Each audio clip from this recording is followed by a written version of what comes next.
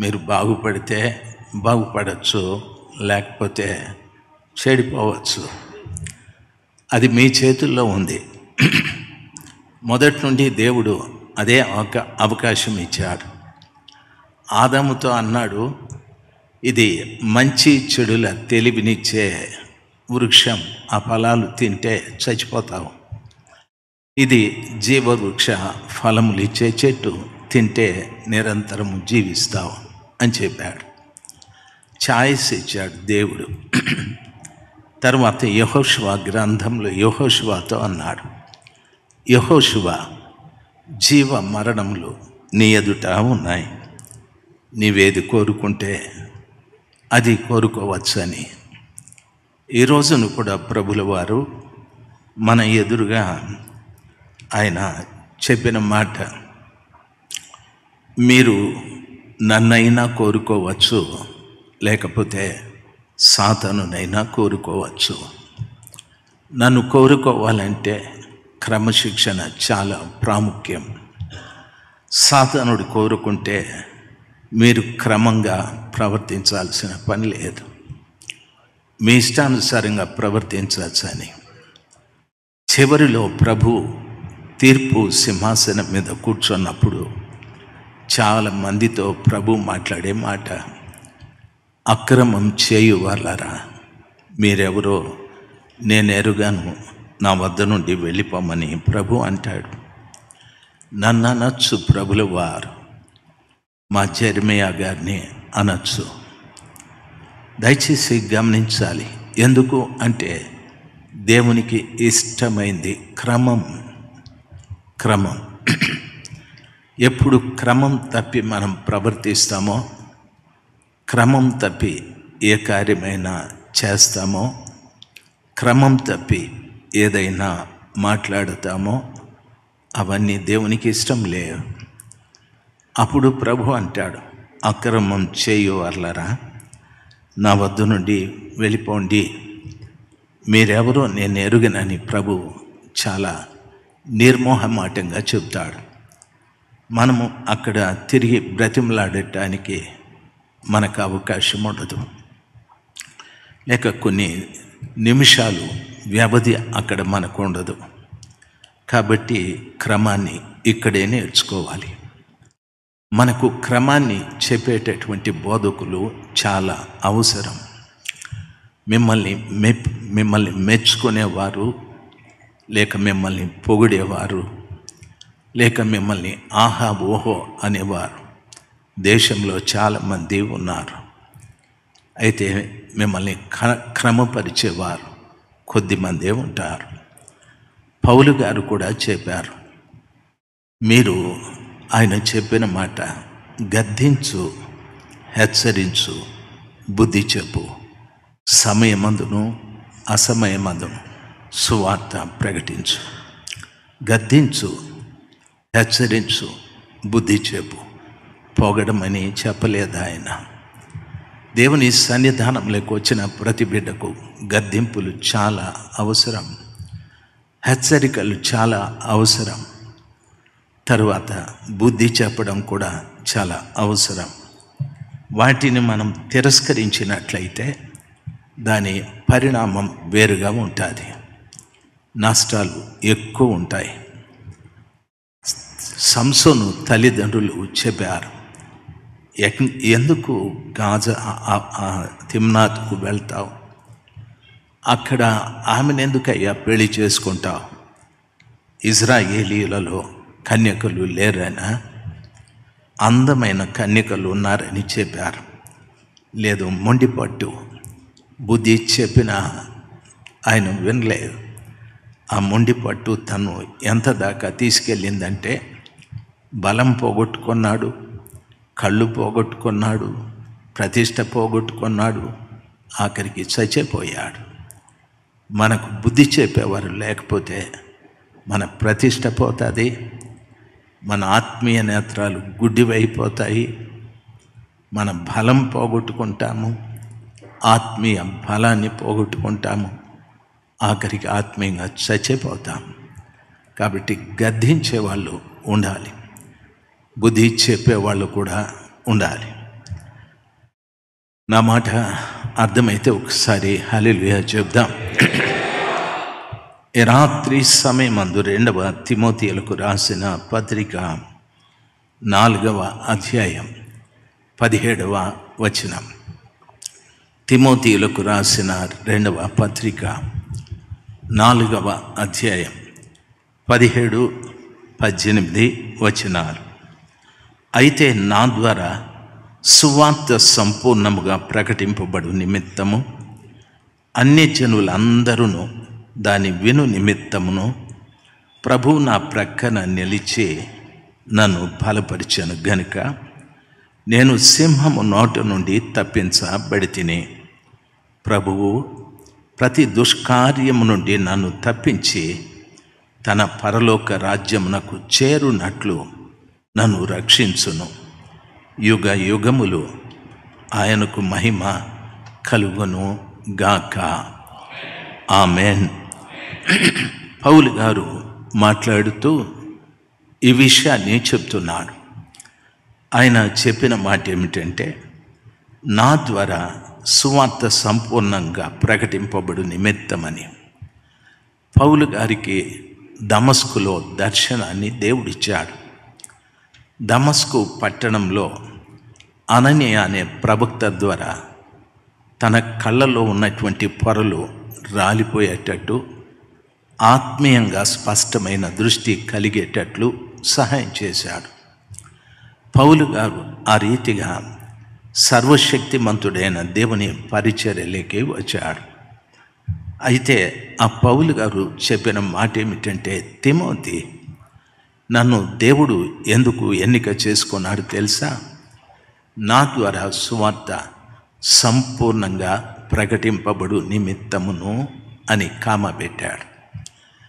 దేవుడు ఒక వ్యక్తిని పిలవడం ఎందుకంటే సువార్తని సంపూర్ణంగా ప్రకటించటానికి, సువార్తను సంపూర్ణంగా ప్రకటించటానికి. మనము సువార్త ప్రకటించడం వలన జరిగేటటువంటి కార్యాలు, చాలా గొప్ప కార్యాలు జరుగుతాయి. నేను సువార్తను సంపూర్ణంగా చెప్తే బైబిల్ చెప్తుంది, అన్యజనులందరూ దాన్ని విను నిమిత్తమును అని అంటాడు. సువార్త చెప్తే ప్రతి వాడు వింటాడు. యేసు ప్రభుల వారు ఎందుకు పుట్టారు? యేసు ప్రభుల వారు ఎందుకు చనిపోయారు? యేసు ప్రభుల వారు చనిపోయి తిరిగి ఎందుకు లేచాడు? ఇది సువార్త. క్రీస్తు జననము, క్రీస్తు మరణము, క్రీస్తు పునరుద్ధానం సువార్త. ఈ సువార్తను నీవు ఎక్కడ చెప్పినా అన్ని జనులు అందరూ కూడా దాన్ని వింటారని వాక్యము సెలవిస్తుంది. పౌలు అంటాడు, అన్యజనులు అందరూ విను నిమిత్తమును అని అంటాడు. ఈ రోజున మనం సువార్త చెప్పడం లేదు. మనము చెప్పే వార్తలన్నీ కూడా అన్యజనులను గలిబిలి చేసేటివిగా ఉన్నాయి. మనం చెప్పే సువార్తలో ఒక పనికిరాని వార్త ఏమిటంటే, యేసు నిజమైన దేవుడు, ఇంకొక ఆయన దేవుడు కాదు. ఒక వ్యక్తి క్రీస్తుని సొంత రక్షకుడిగా అంగీకరించిన తరువాత ఆయన చెప్పే మాట ఏమిటంటే, మీ ఇంట్లో ఉన్న ఫోటోలన్నీ దయ్యాలు, అవన్నీ కూడా తీసి మీరు బయట పారేయాలి అంటాడు. నేను దాన్ని అంగీకరిస్తాను. అయితే ఒక చిన్న మాట, మీరు ఎంతమంది హోటల్కు వెళ్తారు టిఫిన్ చేయటానికి, భోజనం చేయటానికి? హోటల్స్కి ఎంతమంది వెళ్తారు? వెళ్ళినారు. మీరు వెళ్ళలేదమ్మా? మరి చెప్పాలి కదా, లేకపోతే మిమ్మల్ని అందరినీ రేపు తీసుకెళ్దాం అనుకున్నా. దయచేసి వినాలి. హోటల్కి వెళ్ళినప్పుడు అక్కడ ఉండేటటువంటి మేనేజర్, ఆ క్యాషియర్ వెనకాల ఆయన ఉంటాడు, ఈయన ఉంటాడు, ఎవరెవరో ఉంటారు. అక్కడ ఊది కడ్డీలు పెట్టి ఉంటాడు. ప్రొద్దున్నే ఆ ఇడ్లీ మాస్టర్ ఇడ్లీ వేసిన తర్వాత ఆ ఇడ్లీ అంతా ఆరతి తీసి కాకిసిరేస్తాడు. తర్వాత ఈ కాకులకు పెడతాడు. మనము ఆ హోటల్లో ఇడ్లీ బాగుంటుంది, ఆ హోటల్లో సాంబార్ చాలా బాగుంటుంది, ఆ హోటల్లో చట్నీ బాగుంటుంది అని తింటాం. మనం ఒక వ్యక్తికి, దేవుని ఎరగని వ్యక్తికి సువార్త చెప్పేటప్పుడు వాళ్ళ ఇంట్లో ఉండే విగ్రహాలని, ఆ ఫోటోల్ని చూసి అవి దయ్యాలు బయటికి తీసే అంటావు. నువ్వు డైరెక్ట్గా హోటల్లోకి పోయి దయ్యాలతో కలిసి తింటా ఉన్నావు. మరి నీకొక న్యాయము, వారికి ఒక న్యాయమా అన్న మోషన్? ఎన్ని హోటళ్ళకు పోయి బిర్యానీలు తింటాం. షేక్ గారు ఎన్ని హోటళ్ళకు పోయి తిని ఉంటాం. ఆయన్ను చూస్తానే పోతాం. ఇట్రా వెయిటర్, ఇట్రా ఏమేమి ఉందో చెప్పు అంటాడు. ఆ హోటల్లో ఉండే ప్రతి వంటగాడు మొట్టమొదట సాంబ్రాణి కడ్డీ వెలిగించి బిర్యానీకి తిప్పి, ఇడ్లీకి తిప్పి, దోశకి తిప్పి ఓ కాకి అట్లా పడేసి ఈ కాకులకు మొదట, ఆ తర్వాత పెడతాడు. హల్లెలూయా.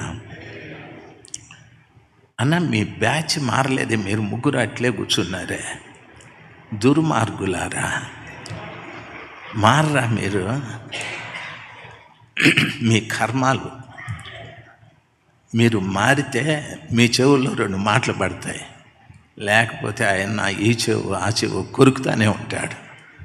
వినండి, దేవుని పిల్లలు సువార్త చెప్పేటప్పుడు మీరు ఎంతమంది బియ్యం కొంటారు? ఇంటికి బియ్యము ఎంతమంది కొంటారు? కొనరా మీరు? దొంగిలించుకొస్తారా? బియ్యం ఎంతమంది కొంటారు? అమ్మ కొంటారు. దాని మీద వెంకటేశ్వర స్వామి బొమ్మ ఉంటుంది. ఆయిల్ ప్యాకెట్ కొంటారు, లక్ష్మీదేవి ఉంటుంది. తరువాత ఇంకొక బియ్యం మీద స్వాముల వారు, గణేష్ గారు ఉంటారు. ఆ బస్తాలు తీసుకొచ్చి లక్షణంగా వండుకొని రకరకాల పులిహోర, ఆహోర, ఏమేమన్నా ఫ్రైడ్ రైసు, పెరుగు రైసు, టమోటా రైసు, మొత్తం ఇవన్నీ వండుకొని తింటాం. అప్పుడు ఆయన నీకు అడ్డం రాడా? నీ ఇంట్లో బ్యాగ్ మీద కూర్చొని చూస్తూ ఉంటాడు ఆయన.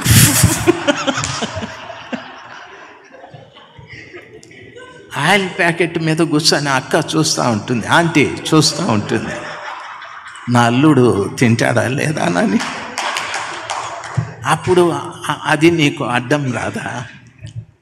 దేవుని వాక్యం సెలవిస్తుంది. సువార్త అంటే, మన సువార్త ఎట్లుండాలంటే, నేను నమ్ముకున్న దేవుని మాత్రమే చెప్పాలి. సువార్త సంపూర్ణముగా ప్రకటింపబడు నిమిత్తము అని ఆయన చెప్తాడు. మనం వెళ్ళిపోయి ఆ దేవుడు, ఈ దేవుడు, మీ ఇంట్లో అవి ఉన్నాయి, ఇవి ఉన్నాయి అని చెప్తూ ఉంటాం.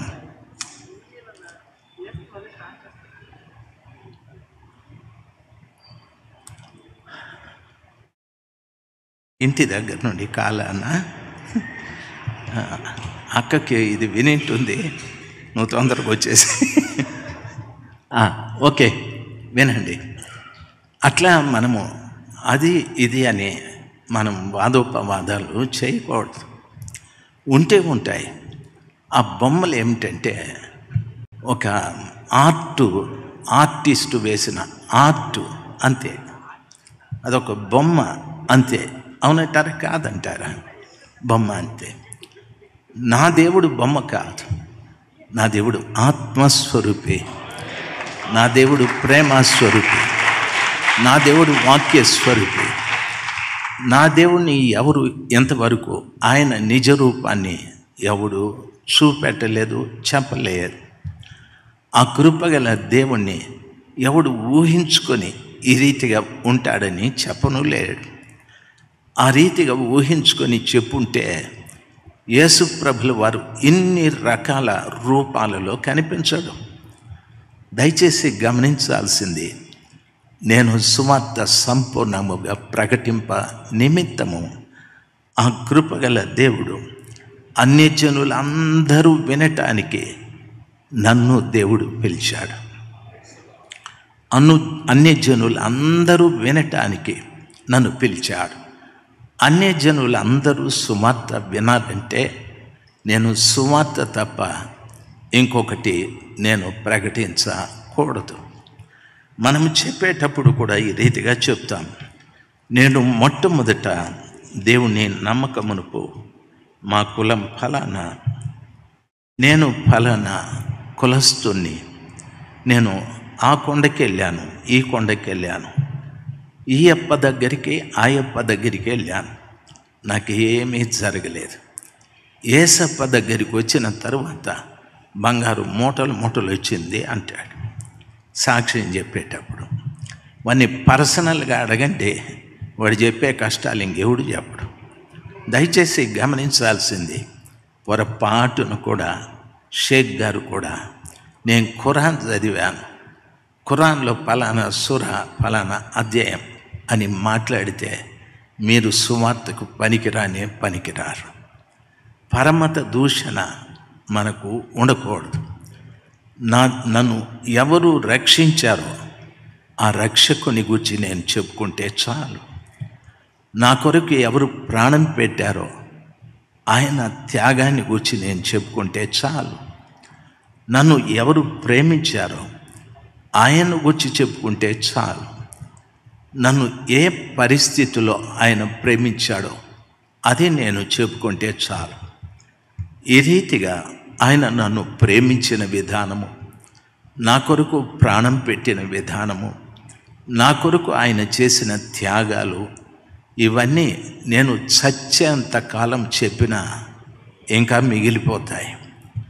అటువంటివన్నీ కూడా విడిచిపెట్టి అవి ఇవి అనేటటువంటి వాదాలు రావడం వలన ప్రస్తుతం ప్రజలకి సువార్త సరిగా అందడం లేదు. బైబిల్ సెలవిస్తుంది, నేను సువార్త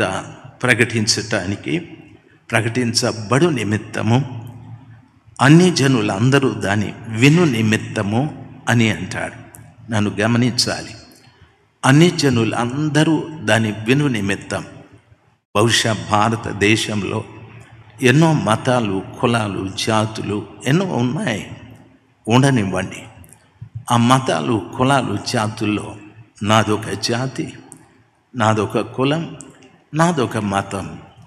అట్లనే పరమతాల్ని దూషించేటటువంటి ఆ హీనమైనటువంటి ఆ భక్తిహీనమైన కల్చర్ నాకు ఉండకూడదు. నా ఎదుట ఉన్న వ్యక్తిని ప్రేమించాలి అనే ఉద్దేశంతో ప్రభువు చెప్పాడు, మీరు మీ సహోదరుని ప్రేమించండి, మీ పొరుగువాన్ని ప్రేమించండి, మీ శత్రువుని ప్రేమించండి. చాలా సులభంగా చెప్పాడు. మీ సహోదరుని, మీ ఎదురింటి వాణ్ణి, మీ పొరుగింటి వాణ్ణి, లేక మీ వెనకింటి వాణ్ణి, మీ శత్రువుని కూడా ప్రేమించమని చెప్పాడు. అంతకింగా మనం ఎదగలేదు. ఆ రీతిగా ఎదుగుంటే ఖచ్చితంగా ఆ కృపగల దేవుని కృపను బట్టి నేను చెప్పే సువార్త కానీ, నీవు చెప్పే సువార్త కానీ ప్రజలందరూ చక్కగా వింటారు. ఎందుకంటే నా దేవుడు నీ దేవుడు అని కానీ, నా మతం నీ మతం అని కానీ బైబిల్లో ఎప్పుడు ఎవరు ఎక్కడ బోధించలేదు. బైబిల్లో బోధించినటువంటి సమాచారం నేనెందుకు బోధించాలి? బాప్తిస్మం ఇచ్చే యోహాను గారి కాలంలో విగ్రహాలు లేవా? దానికంటే ముందు పాత నిబంధన కాలంలో ఎంత విగ్రహారాధన ఉంది. ఆయన తరువాత యేసు ప్రభుల వారి కాలంలో విగ్రహారాధన లేదా? మరి ఎందుకు ప్రభు మాట్లాడలేదు? ఆయన తరువాత అపోస్తలుల కాలంలో విగ్రహాలు లేవా? ఉన్నాయి. ఒక సందర్భంలో పౌలు గారు ఈ రీతిగా చెప్పారు. ఏమన్నారు తెలుసా? వారు ద్విపతి హెర్మే అనే దేవదూతలు ఈ పట్టణంలోకి వచ్చారని, వారికి పూలదండలేసి వారికి బలి ఇవ్వటానికి, పశువుల్ని బలి ఇవ్వటానికి సిద్ధపడితే వారు తమ వస్త్రాల్ని చింపుకొని అంటున్నారు, దయచేసి మేము సామాన్యమైన మనుషులమే, మేము ఈ పట్టణం అంతా చూసాము. పట్టణంలో చూస్తే దేవాలయాల మీద ఈ రీతిగా రాయబడి ఉంది, తెలియబడని దేవునికి అనని. అయితే ఈ రోజున మాకు తెలిసిన దేవుని చెప్తాము. అంత సున్నితంగా ప్రజలకు వాళ్ళు సువార్త చెప్పారు. మీ పట్టణాలలో దేవాలయం మీద తెలియబడని దేవుడు అని రాయబడి ఉంది. అయితే మేము ఒక దేవుణ్ణి తెలుసుకున్నాం, ఆయన్ను చెప్తాం. ఆయనే ఈ అద్భుతం చేశాడు, ఆయనే ఈ మహత్కార్యం చేశాడు. మేము కాదు, మేము సామాన్యమైన మీలాంటి మనుషులమే అని ఆ ప్రజల ఎదుట ఎంతో తగ్గించుకున్నారు. ఆ దినాన సేవకులు సువార్త ఒక వ్యక్తిలో నుండి ఇంకొక వ్యక్తిలోనికి వెళ్ళటానికి తగ్గింపు చాలా అవసరం. ఎంత తగ్గింపు అంటే, నా ఎదుట ఉన్నవానికంటే నేనే తక్కువవాడు అనేది నేర్చుకోవాలి. యేసు ప్రభుల వారితో ఉన్న శిష్యులందరూ కూడా చాలా భక్తిపరుల, చాలా నిజాయితీపరుల, చాలా పరిశుద్ధుల లేదు. వారు ఎటువంటి వారైనా ప్రభుల వారు ఆఖరి దినమున ఒక్కొక్కరి పాదాలను కడుగుతూ వచ్చాడు. తగ్గించుకున్నాడు ఆయన. ఒక ఆయన అడిగాడు, దయచేసి నా పాదాలు కడగండి. ప్రభు చెప్పాడు, నేను నీ పాదాలు కడగకపోతే నాతో నీకు పాలు పంపులు ఉండవని చెప్పాడు. అప్పుడు ఆయన అన్నాడు, నా చేతుల్ని కూడా కడగండి, నా శిరస్సును కూడా కడగమని చెప్పాడు. దేవుని సేవకులుగా మనం ఒక వ్యక్తి నుండి మరొక వ్యక్తికి సువార్త పోవాలి అంటే ఆ ఎదుటి వానికంటే నేనే తక్కువవాడు, నేనే ఏమీ తెలియని వాడిని. నాకు తెలిసింది యేసు ప్రభుల వారు ఒక్కరే, ఆయన తప్ప ప్రపంచంలో నాకేమీ తెలియదు. మనము చాలా జ్ఞానంతో మాట్లాడుతూ ఉంటాము.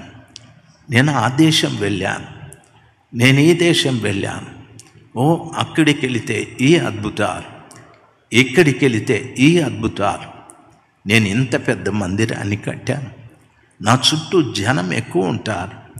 ఎన్నో మనము ఈ లోక సంబంధమైనటువంటి కార్యాలలో మనము లీనమైపోతూ ఉంటాము. యేసు ప్రభుల వారు ఆ రీతిగా కాలేదు. ఆయన ఎంతసేపు తను పంపిన తండ్రి యొక్క చిత్తం ఏదో తెలుసుకొని ఆయన ప్రజలకు సువార్త చెప్పాడు. యేసు ప్రభు చెప్పిన సువార్తకు పేరేమిటంటే రాజ్య సువార్త, పరలోక రాజ్య సువార్త. దయచేసి గమనించవలసిన విషయం, దేవుని వాక్యంలో సెలవిచ్చిన రీతిగా ఎందుకు పౌలు గారు నన్ను సువార్త ప్రకటించబడుటకు ఆయన నియమించాడని చెప్తూ, నన్ను అన్ని జనులందరూ దాని విను నిమిత్తము అని చెప్పి ఏమంటాడు తెలుసా? ప్రభువు నా ప్రక్కన నిలిచి నన్ను బలపరిచెను గనుక నేను సింహము నోట నుండి తప్పించబడితిని. హల్లెలూయా చెప్పండి సార్, హల్లెలూయా. సువార్త నేను సంపూర్ణంగా ప్రకటించటానికి అన్ని జనులందరూ దాని విను నిమిత్తము నాలో స్పెషాలిటీ ఏమిటంటే, నేను BTH చేశాను, లేకపోతే MDV చేశాను, లేకపోతే ఏదో ఇంకొకటి కోర్సు చేశాను, నేను అమెరికా వెళ్ళి అక్కడ చదివి వచ్చాను, లేకపోతే ఫలానా దగ్గర నేను తరబిదు పొందాను. ఇవి చెప్పలేదు ఆయన. ప్రభువు నా ప్రక్కన నిలిచి నన్ను బలపరిచాడు. ప్రభు నా ప్రక్కన నిలిచి నన్ను బలపరిచాడు.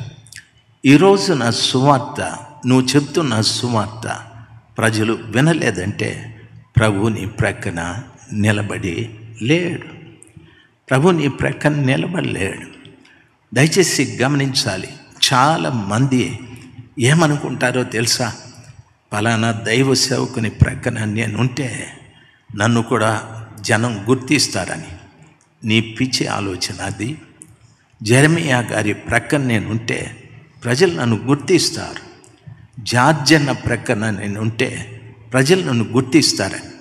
అది నీకు బట్టిండే వెరితనం. నీ ప్రక్కన ప్రభువు నిలబడాలి. నీ ప్రక్కన ప్రభువు నిలబడితే ఆ ప్రభువు ఏం చేస్తాడో తెలుసా? నిన్ను బలపరుస్తూ ఉంటాడు.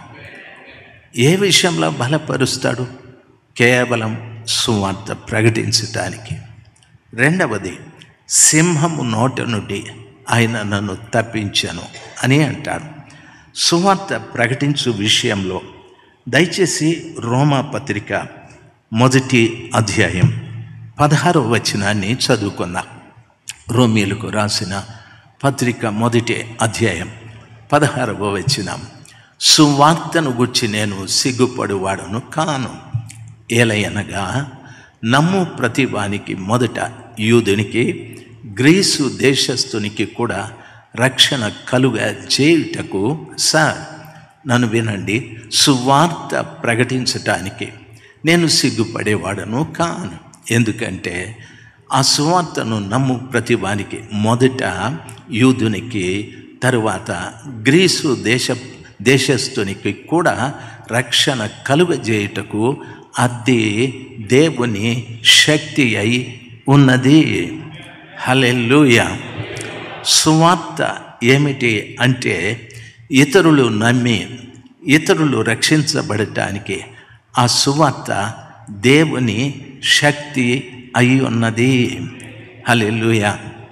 నాకు ఈ షివరింగ్ ఉండడం వలన కొంతమంది అంటారు, మీరు న్యూరోబెన్ ఇంజెక్షన్లు ఆల్టర్నేటివ్ డేస్లో వేసుకోండి అని.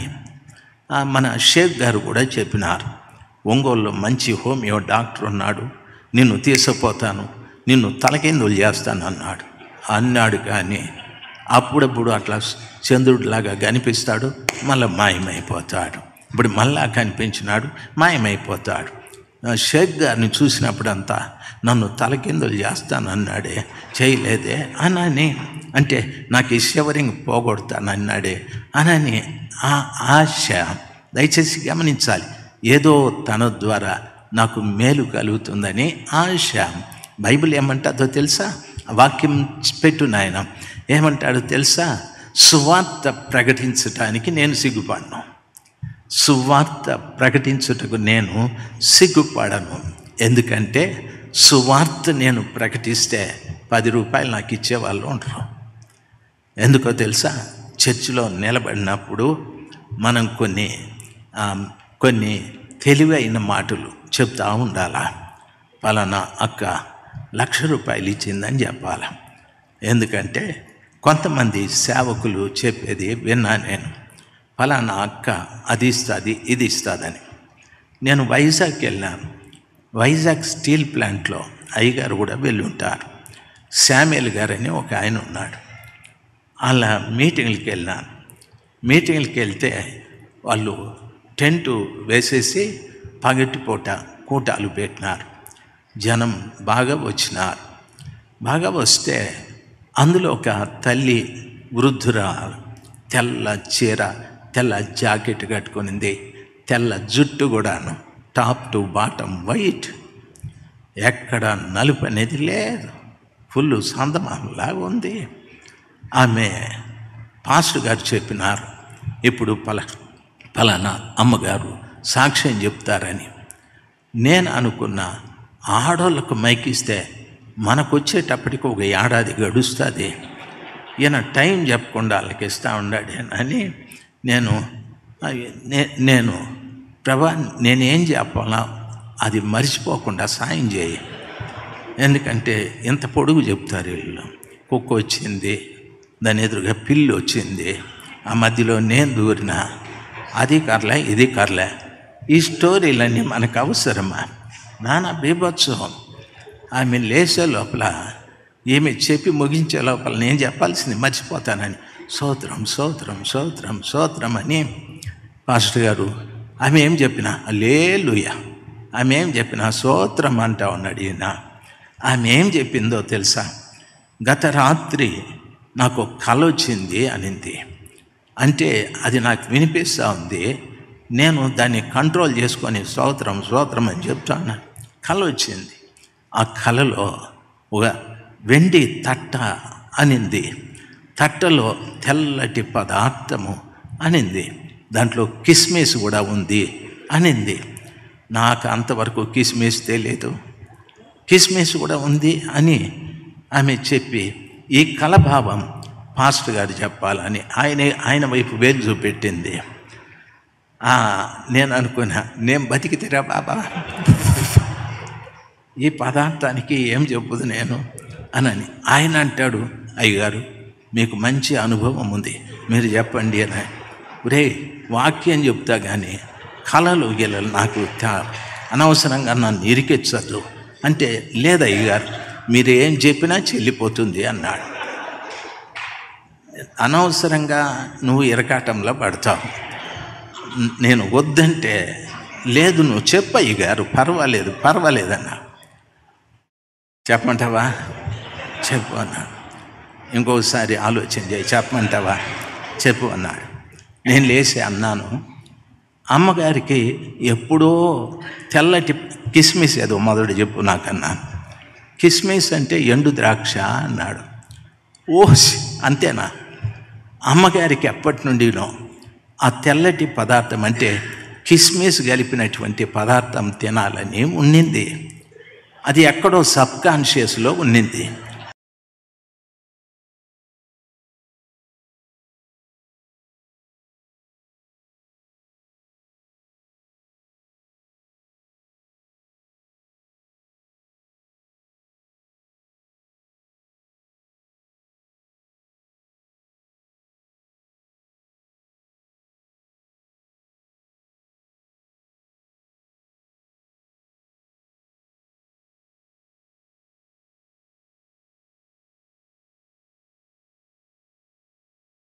ఎందుకు మునుగుతుంది?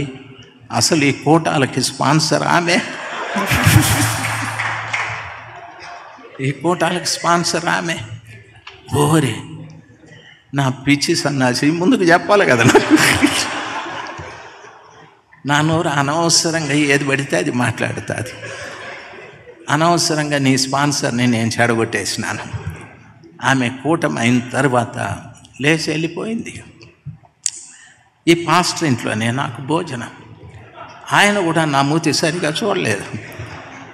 ఆ పాస్టర్ అమ్మగారు, అయ్యగారు ఇది తినండి అది తినండి, అయ్యగారిని పిలుమా అంటే, ఏమండి పాస్టర్ గారు పిలుస్తాను, నేను తర్వాత తింటానులే అయిందని మనం అన్న. ఆయన అలిగినాడు, దయచేసి వినాలి. పనికిరాని కళలు, పనికిరాని దర్శనాలు ఏవేవో చెప్తూ ఉంటారు.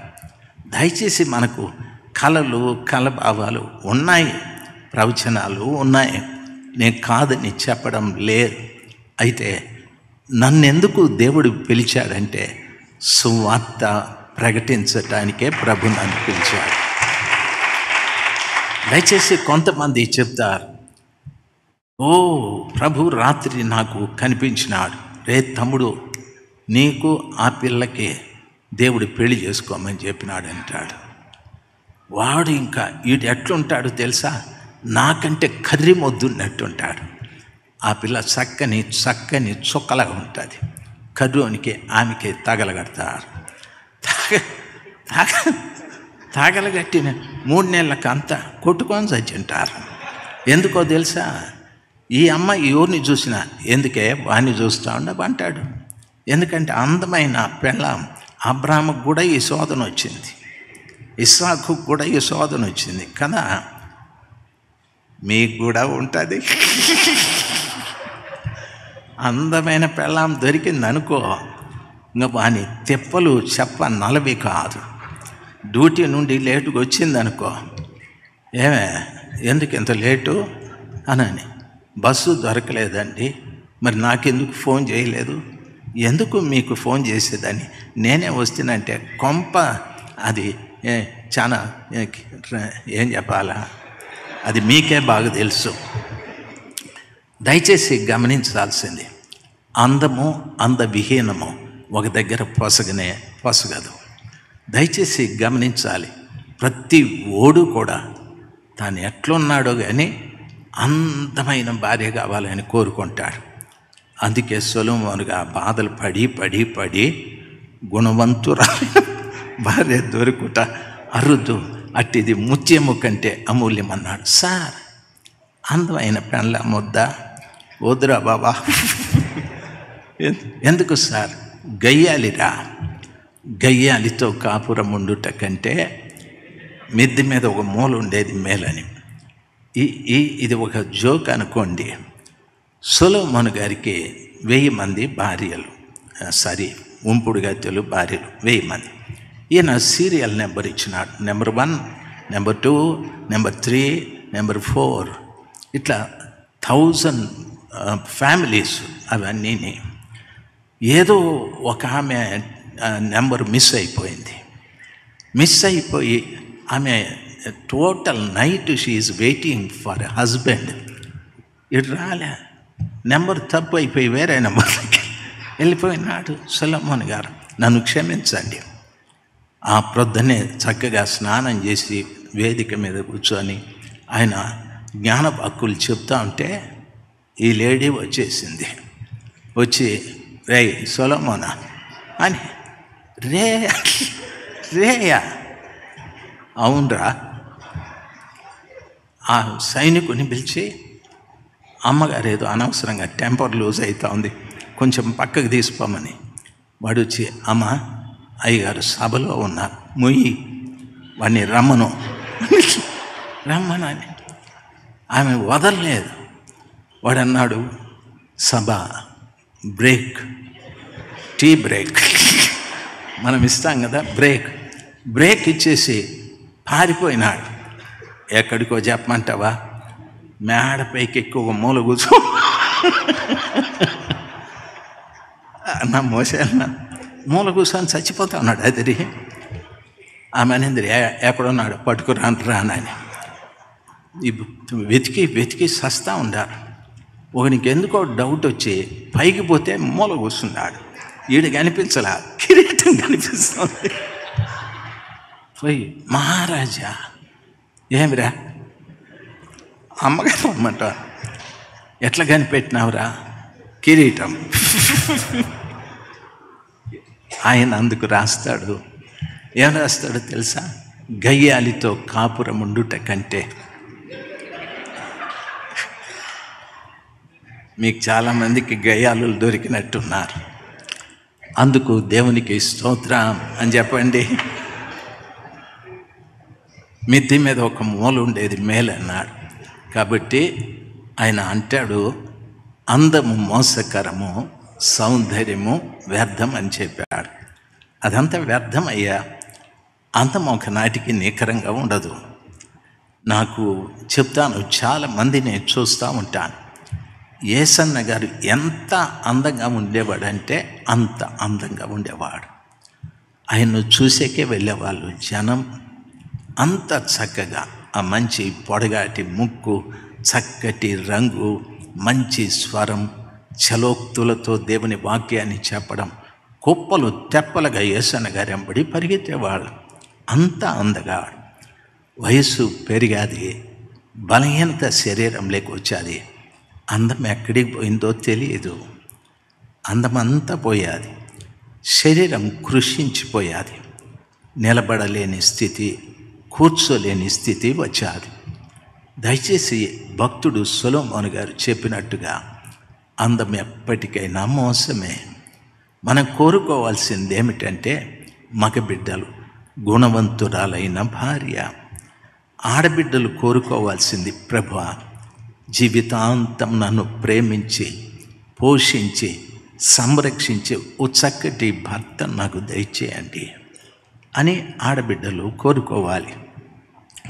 దయచేసి గమనించాలి, దేవుని వాక్యము సెలవిస్తుంది, సువార్త సంపూర్ణముగా ప్రకటింపబడు నిమిత్తము అన్ని జనులందరూ దాన్ని విను నిమిత్తము ప్రభువు నా ప్రక్కన నిలచి, నన్ను బలపరిచాడు. బలపరచడం అంటే సింహము నోట నుండి నన్ను తప్పించాడు అని మాట్లాడుతూ ఉన్నాడు.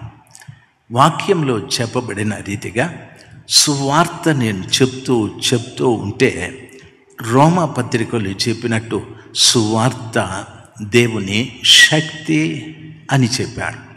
నీ నోటి నుండి సువార్త చెప్తూ ఉంటే ఎంత సువార్తను చెప్తుంటావో ఆ సువార్తలో ఉన్న శక్తి నీ ఆత్మలోకి వస్తూ ఉంటుంది. నీ ఆత్మ ఆ సువార్తలో ఉన్న శక్తితో నింపబడుతూ ఉంటుంది. నీ ఆత్మలో సువార్తలో ఉన్న శక్తి నింపబడుతూ ఉంటే అపోస్తలులు సువార్త ప్రకటించి వారు దారిలో వెళుతూ ఉంటే వారి నీడ తగిలిన వ్యక్తులు, రోగగ్రస్తులు బాగైపోయారు, ఆరోగ్యవంతులైపోయారు. ఆ వీధిలో దైవ సేవకులు వస్తున్నారని తెలిసి రోగంతో ఉన్నటువంటి వ్యక్తుల్ని మంచాల మీద తీసుకొచ్చి పెట్టారు. సార్ వీరిని ముట్టండి అనలేదు, వారి నీడ పడితే బాగైపోయారు. కారణం ఏమిటంటే వారి అంతరంగ పురుషుల్లో సువార్త ద్వారా వచ్చిన శక్తి ఉంది. సువార్త ద్వారా వచ్చిన శక్తి ఉంది. ఈ రోజున నవ్వద్దండి, ఈ రోజున సేవకులు పోతూ ఉంటే ఆరోగ్యంగా ఉండే వాళ్ళు రోగులు అయిపోతూ ఉన్నారు. దయచేసి గమనించాల్సింది. ఎందుకంటే సువార్త మనము సరైన రీతిగా చెప్పడం లేదు.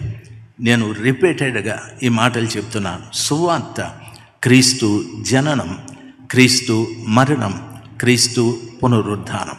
దీనికి మించి నేను ఇంకేది చెప్పనగత్యము లేదు. దీన్ని నేను మాట్లాడుతూ ఉంటే ఆ శక్తి నాలోకి వస్తూ ఉంటుంది. నేను ఎవరి కొరకో ప్రార్థించాల్సిన పని లేదు.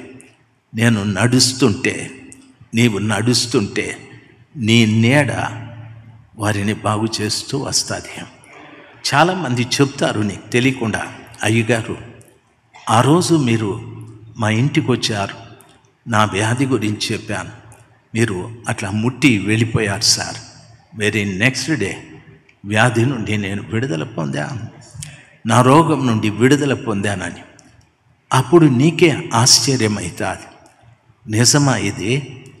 నాలో అంత శక్తి ఉందా అని. ఉంది. ఎందుకో తెలుసా? సువార్త ప్రకటించడం వలన. వేరేది మనం ప్రకటించాల్సిన పని లేదు.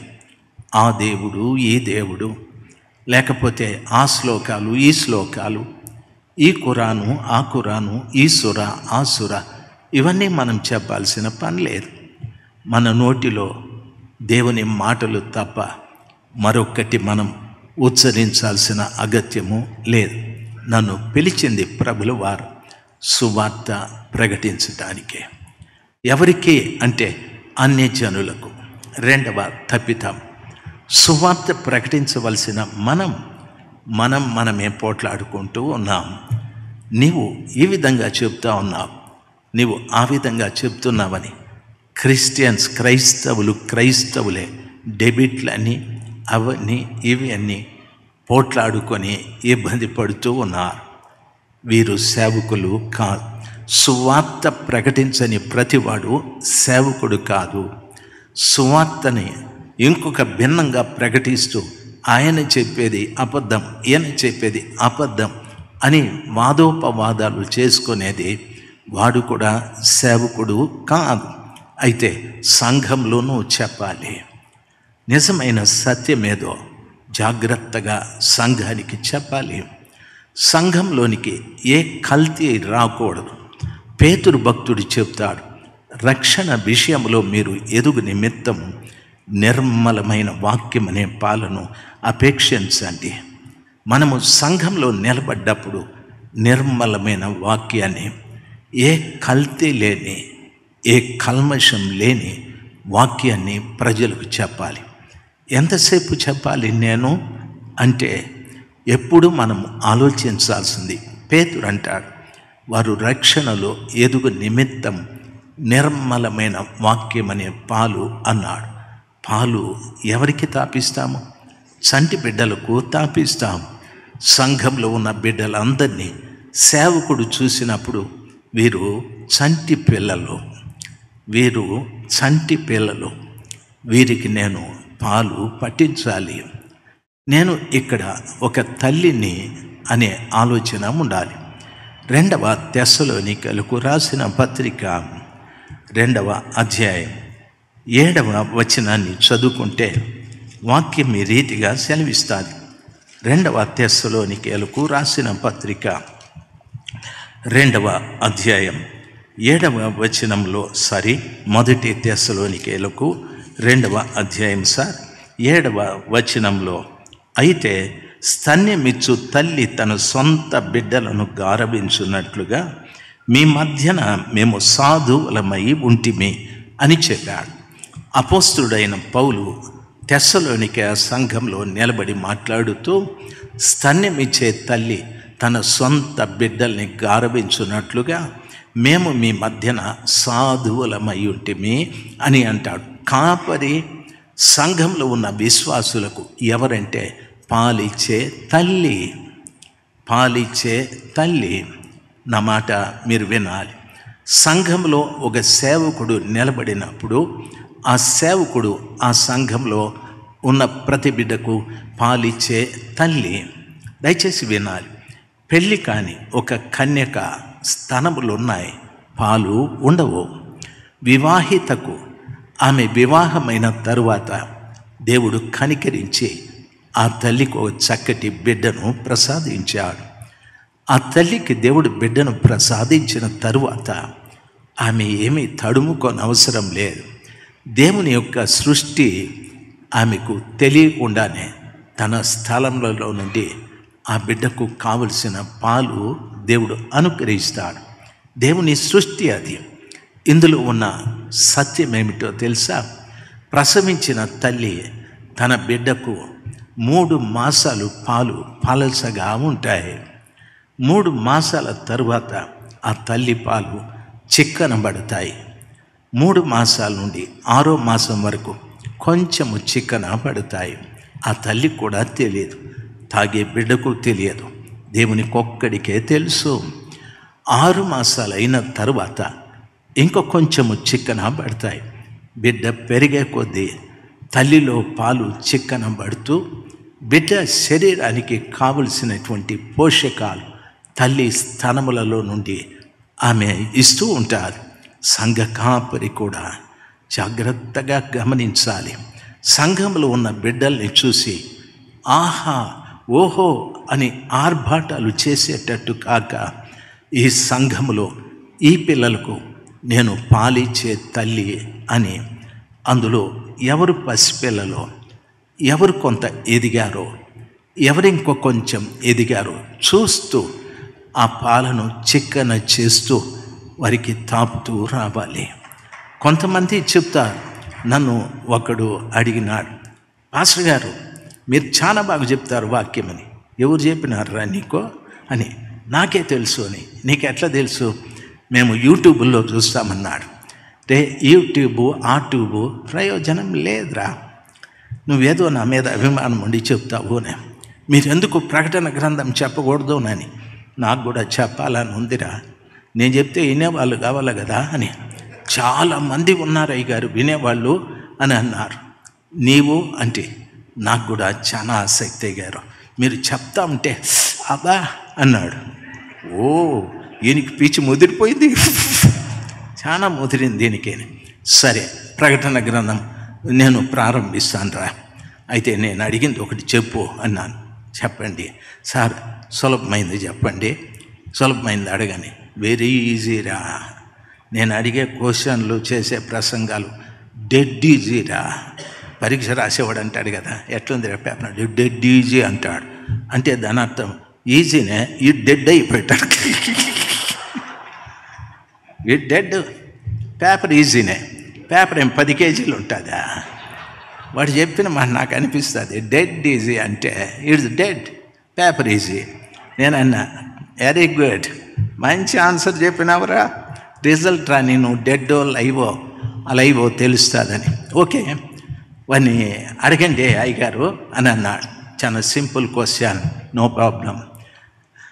బైబిల్ చదువుతావా? చదువుతాను అన్నాడు.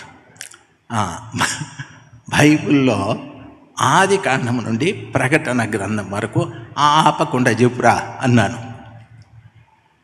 అది రాదయ్య గారు. అది రాదన్నాడు.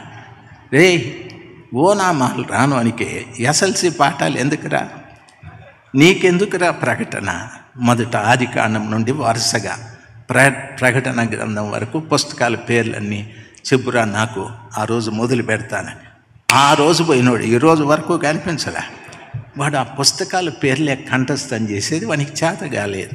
దయచేసి గమనించాల్సిందే, మనుషులతో మనం మాట్లాడేటప్పుడు వారి ఆత్మీయ స్థితిని చూడాలి. పౌలు గారికి ఎంతో కృప ఉంది, ఎంతో కృప. సంఘం ఎదుట నిలబడి నేనెవరినో తెలుసా, పాలిచ్చే తల్లిని అని చెప్పాడు.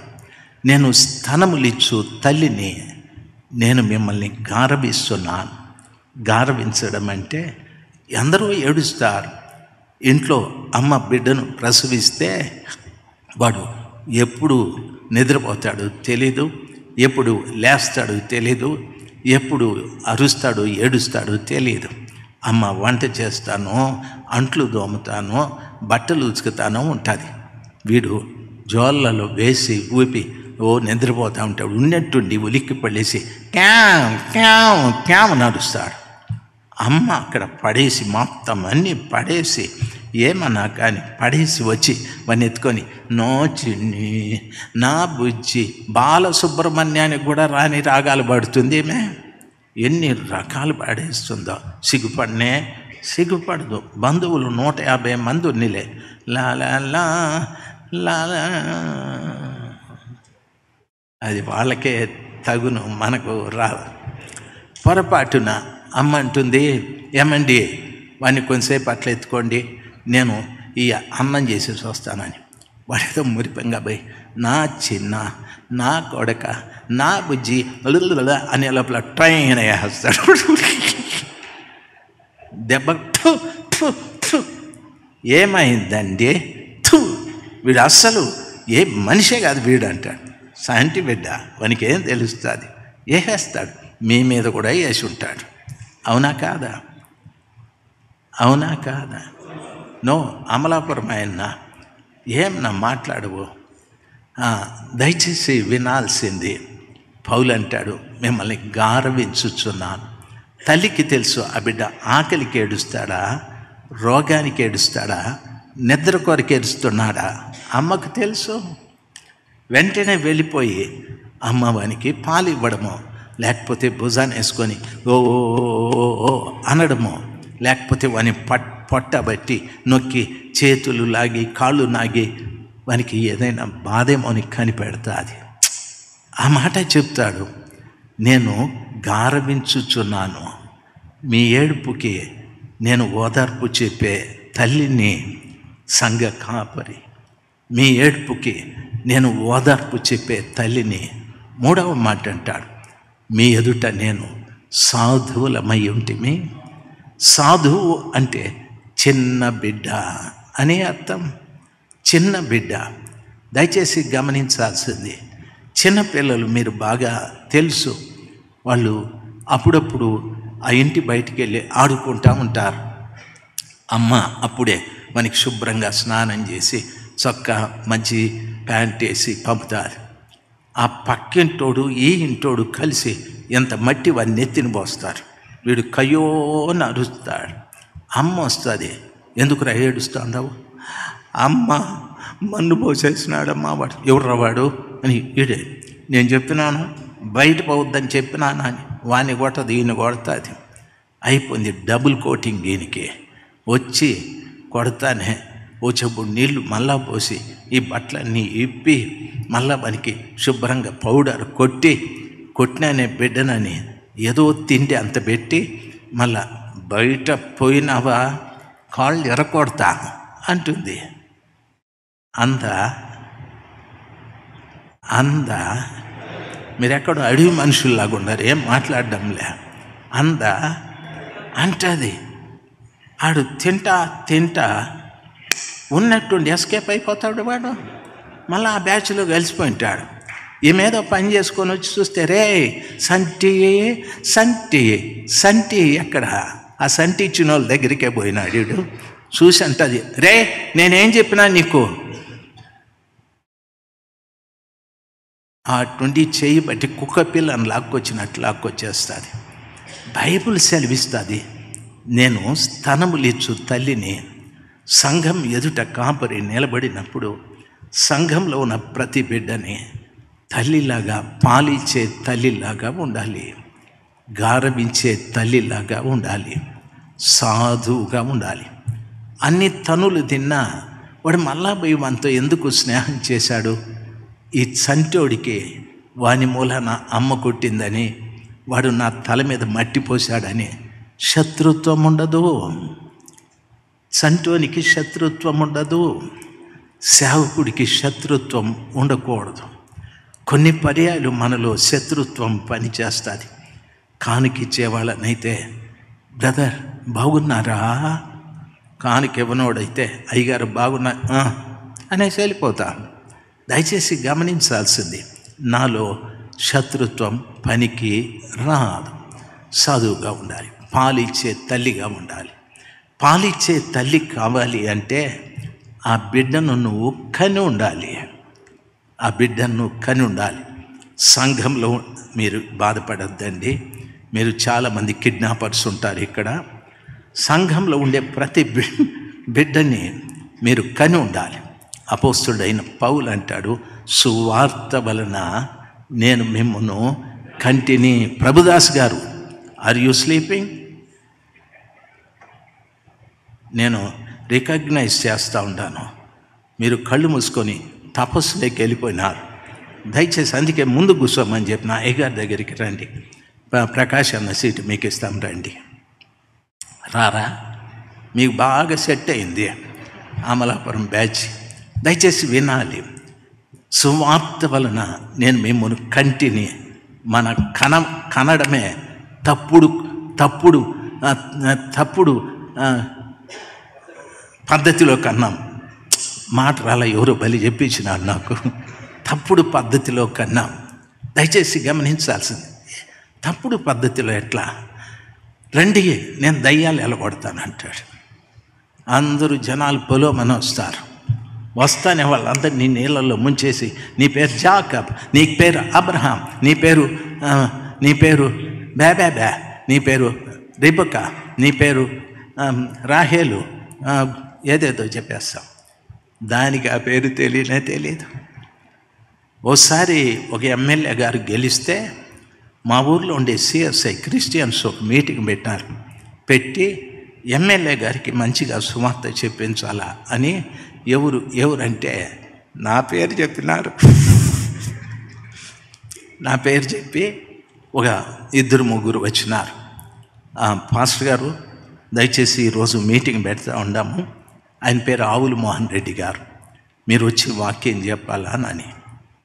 నేను అన్నాను, మీకు నాకు పసగది ఎందుకు వచ్చిన గొడవ, నేను రానన్నాను. లేదు కమిటీ మేమే, 1 గంట చెప్పాలి మీరన్నారు. అయితే ఓకే, 1 గంట ఓకే, మోహన్ రెడ్డి గారికి బాగా చెప్తానని చెప్పి పోయినాను. నేను పోతే వారు చెప్పిన ప్లేస్లో ఒకడు లేడు. 6 గంటలకు అన్నారు, ఒక్కడు లేడు.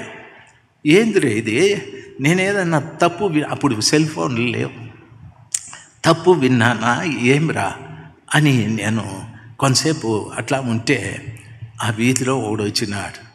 అయ్యగారు మీరు అప్పుడే వచ్చేసినారా? మీరే కదా చెప్పింది 6 గంటలకని. వచ్చేసినానని. ఒక్కొక్కడు చింతకాయలు చెట్లో నుండి రాలినట్టు ఇప్పుడొకడు వచ్చినాడు. వచ్చి అంటాడు, ఎవరండి ఈరోజు వాక్యం చెప్పేది? రాజశేఖర్ గారు. ఆయన అయితే బాగా చెప్తాడు. ఎంతసేపు అన్నాడు వాడు. అన్నాడు 1 గంట సేపు అని. అంటాడు, గంట ఏమింటాడు ఆ ఎమ్మెల్యే, 1/2 గంట చాలు అన్నాడు. దెబ్బకి 1/2 గంట ఎగ్గొట్టినాడు. నేనన్నా, ఏమి ఇట్టోడు వచ్చినాడు అని. ఇంకా కొంతమంది వచ్చినారు, దాంట్లో ఒకటి వేసినాడు, ఎవరియా ఈరోజు వాక్యం చెప్పేది అని అన్నారు. నేనన్నా, ఈడేం చెప్తాడు, ఎంతసేపు చెప్తారని. 1/2 గంట అని. 1/2 గంట సేపు ఎమ్మెల్యే ఆడుంటాడియా, 15 నిమిషాలు చాలన్నాడు. రే, 1 గంట 15 నిమిషాలకు వచ్చింది, ఏందిరా నా పరిస్థితి అని. నేను ఇప్పుడు 1 గంట ప్రసంగం 1/2 గంటకి, 1/2 గంట ప్రసంగం 15 నిమిషాలకి అన్న మోసే నాకు కుదించి చచ్చిపోతూ ఉండాలి లోపల, ఏది చెప్పాలా ఏది చెప్పకూడదని. తరువాత దరిద్రం పట్టిన శనేశ్వరుడు ఇంకొకడు వచ్చినాడు. వచ్చి అంటాడు, ఎవరు వాక్యం చెప్పేదని. ఆడ అంత పొడుగుంటాడు, నేను ఇట్లా చూడాలి, గొల్లియాతుకు తమ్ముడు ఉన్నట్టున్నాడు. వాడంటాడు, ఎవరంటే రాజశేఖర్ అని. అంటే ఎంతసేపు బ్రదర్ మీరు ఎంతసేపు చెప్తారని. ఆడేవాడు అన్నాడు 15 నిమిషాలు ఎవడు ఉంటాడు, 5 నిమిషాలు చాలన్నాడు. ఒకటేసారి 55 నిమిషాలు ఎగ్గొట్టేసినారు. నేను ఆడున్నట్టే. నేను అనుకున్నా వీళ్ళ కళ్ళ ముందుంటే 5 నిమిషాలు కూడా ఎగ్గొడేస్తారు వీళ్ళని. ఆ పక్కన పోయి కూర్చున్నా. ఎమ్మెల్యే గారు వచ్చినారు. వాళ్ళ ఆడంబరాలు, వాళ్ళ పొగడతలు, ఆయనకు శాలువలు కప్పడాలు, పూల దాంట్లో వేయడాలు ఏదేదో చేసి, ఎక్కడ రాజశేఖర్ గారు అన్నారు. ధర అయ్యాడుండా ఆ పోయి మూల కూర్చున్నా. రండి అక్కడ కూర్చున్నారు ఏందని. మీకు కనిపిస్తే 5 నిమిషాలు కూడా క్యాన్సిల్ చేస్తారని దాక్కున్నానని వచ్చి 5 నిమిషాలు యేసు ప్రభు గురించి చెప్పిన. ఎమ్మెల్యే గారు బాగా వింటూ ఉన్నారు. నేను 5 నిమిషాల్లో అవగొట్టేసిన. ఎమ్మెల్యే గారు లేచి అన్నాడు, ఇంత చక్కగా యేసు ప్రభు గురించి చెప్పింది నేను ఎప్పుడూ వినలేదు. నేను క్రిస్టియన్ స్కూల్లోనే చదువుకున్నా. ఎంత బాగా చెప్పినాడు ఈయన ఇంకా 1 గంట చెప్పుంటే బాగుండునని నేను అనుకున్నా. ఈ పాపాత్ములు చేసిన పని, ఈ దౌర్భాగ్యులు చేసిన పని అని చెప్పలేం కదా. సరే 5 నిమిషాలు మాటలు విని ఆయన అట్లా వెళ్ళిపోయినాడు. దయచేసి గమనించాలి, దేవుని పిల్లలు మనం ఆలోచించాల్సింది, సంఘాన్ని చూసినప్పుడు వాళ్ళు ఏ స్టేజ్లో ఉన్నారు. 3 మాసాల, 6 మాసాల, 9 మాసాల, సంవత్సరం పైబడిన బిడ్డల పాలు తాగేవారా, ఆ పాలులో చిక్కటి పాల, లేకపోతే అన్నం తినే ప్రాయమా చూసి జాగ్రత్తగా వారికి వాక్యాన్ని చెప్పే బిడ్డలుగా ఉండాలి. మీరు పాలిచ్చే తల్లులై ఉండాలి. మీరు పాలివ్వాలంటే మీరు కని ఉండాలి. హల్లెలూయా. పనికిరాని తప్పుడు ఏంది నాన్న, అది తప్పుడు పద్ధతిలో పిల్లల్ని కనకూడదు. ఆ చర్చిలో నుండి కొందరిని, ఈ చర్చిలో నుండి కొందరిని, ఇదిగో నేను దయ్యాలు ఎలగొడతానని, నేను భూతాలు ఎలగొడతానని చెప్పి అందరినీ పట్టుకొచ్చి అడేసుకుంటే నీ వాక్యం ఏమీ ప్రయోజనం. ఒకసారి ఒక సిఎస్ఐ పాస్టర్ గారు మ్యాట్నీకి పోయినాడు. పాపం ఆయన కర్మగాలి, మంచి సింగర్, ఆయన చక్కగా ఫ్లూట్ వాయిస్తాడు. ఆయన వాయిస్తే గోమాతలు ఆయన చుట్టూ వచ్చేస్తాయి. అంత బాగా పాడతాడు. ఆయన వెంట్రుకలు ఇట్లా దాకా వేసుకొని ఇట్లా అంటూ ఉంటాడు. నిజంగా గోపాలకృష్ణుడే, అంత బాగుంటాడు నిజంగా. ఆయన పాడి వాయిస్తే ఎటువంటి వాడైనా ముగ్ధుడైపోతాడు. ఆయన కర్మగాలి. ఆయన మ్యాట్నీకి పోయి ఇంటర్వ్యూల్ అప్పుడు ఇంటింటి సువార్త పుస్తకం చూసుకుంటా ఉన్నాడంట. ఆయన కర్మగాలి. ఆయన వెనకాల వాళ్ళ చర్చి విశ్వాసులు కూర్చో ఉన్నారు. ఈడేవుడు రైడు ఇంటింటి సువార్త చదువుతా ఉన్నాడని తొంగి చూస్తే పాస్టర్ గారు గుడ్ ఈవినింగ్ అని, ఈయన కూడా గుడ్ ఈవినింగ్. ఏం రా మీరు ఏడుండారే, మా సంగతి నువ్వేం ఏడున్నావు అంటే, ఏం ఆ పుస్తకం అంటే రేపు మెసేజ్కి ప్రిపేర్ అయ్యా. వినండి, ఈహెచ్సి వాళ్ళది ఇంటింట సువార్త వాళ్ళ పుస్తకం, ఆ మ్యాగజైన్ చదువుకుంటా ఉన్నాడు. అంటే ఆ సరుకు రేపు ఆదివారం ఆయన చెప్పే వాక్యం ఆయనది కాదు, ఇంటింటి సువార్త వాళ్ళది. చాలామంది మనం చేసే పని ఏమిటంటే, నీ దగ్గర పాలు ఉండవు, డబ్బా పాలు తెచ్చుకుంటావు. డబ్బా పాలు గేదె పాలు, గాడిద పాలు, ఏనుగు పాలు, ఒంటె పాలు, ఏం పాలో తెలియవు. ఆ పిల్లలకి ఆ పాలు పోస్తావు. ఆ విశ్వాసులు గాడిదలాగా తయారవుతారు, తిరగబడతారు. అంటారు మా చర్చిలో విశ్వాసులు తిరగబడతారని. నువ్వు పోసే పాలు నీవి కాదు, గాడిద పాలు పోసింటావు. మా విశ్వాసులు మనం తంతా ఉన్నారంటారు. నువ్వు పోసిన పాలు నీవి కాదు. ఏదో గేదె పాలు పోసి ఉంటుంది, అరిసి అల్లరి అల్లరి చేస్తూ ఉంటుంది. దయచేసి గమనించాల్సింది, మీరు సేవకులు సార్. చాలా క్లియర్గా చెప్తాను. సంఘం ఎదుట నిలబడినప్పుడు నీ కళ్ళ ముందు కనిపించే ప్రతి బిడ్డ నువ్వు చెప్పిన సువార్త ద్వారా వారు కనబడి ఉండాలి. ధైర్యంగా చెప్పాలి, నేను సువార్త వలన మిమ్మను కంటిని అని చెప్పాలి. ఈ బిడ్డను వాక్యం ద్వారా నేను కన్నా, ఈ బిడ్డను వాక్యం ద్వారా నేను కన్నా. ఏ తల్లి ఏ బిడ్డను కంటుందో ఆ బిడ్డ కండిషన్ తల్లికి బాగా తెలుస్తుంది. తెలిసి ఎప్పుడు పాలు ఇవ్వాలి, ఎప్పుడు పడుకోబెట్టాలి, ఎప్పుడు ఆయనకు బలహీనత వస్తుందో అన్నీ తల్లి జాగ్రత్తగా చూసుకుంటారు. అదే రీతిగా కొన్ని సంఘాలలో గొడవలు, పోట్లాటలు, తిరుగుబాటుతనం, వ్యతిరేకాలు ఇవన్నీ రావటానికి గల కారణం ఆ సంఘంలో కాపరి తల్లిగా లేడు. సంఘంది కాదు తప్పు, అక్కడున్న విశ్వాసులది కాదు తప్పు, కాపరిదే తప్పు. దేవుని పిల్లలు గమనించాల్సింది, వాక్యం సెలవిస్తుంది, ప్రభు నా ప్రక్కన నిలిచి నన్ను బలపరిచాను, ప్రభు నా ప్రక్కన నిలిచి నన్ను బలపరిచి సింహము నోట నుండి నన్ను తప్పించెను అని అంటాడు. 2 సింహాలు ఉన్నాయి. ఒకటి యూదా గోత్రపు సింహం, రెండవ సింహము సాతానుడు. పేతురు గారు చెప్తారు, నిబ్బరమైన బుద్ధి కలవారై మెలకువగా ఉండండి, మీ విరోధి అయిన అపవాది గర్జించు సింహము వలె ఎవనిని మృంగుదునా అని తిరుగుచున్నాడని వాక్యము సెలవిస్తుంది. దేవుని పిల్లలు ఆలోచించాలి.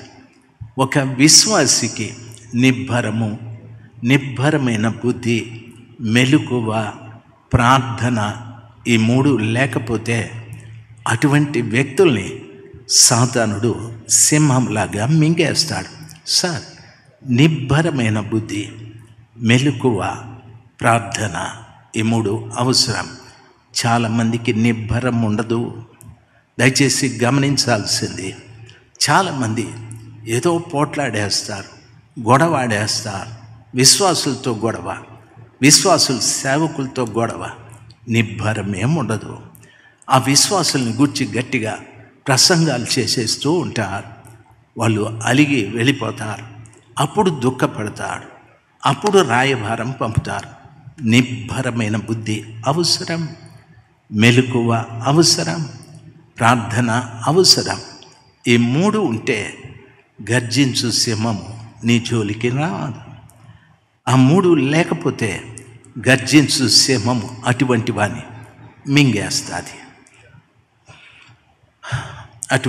మింగేస్తుంది, ఒక వ్యక్తికి పెపర్మెంట్ ఇచ్చినా వాడు చప్పరిస్తాడు.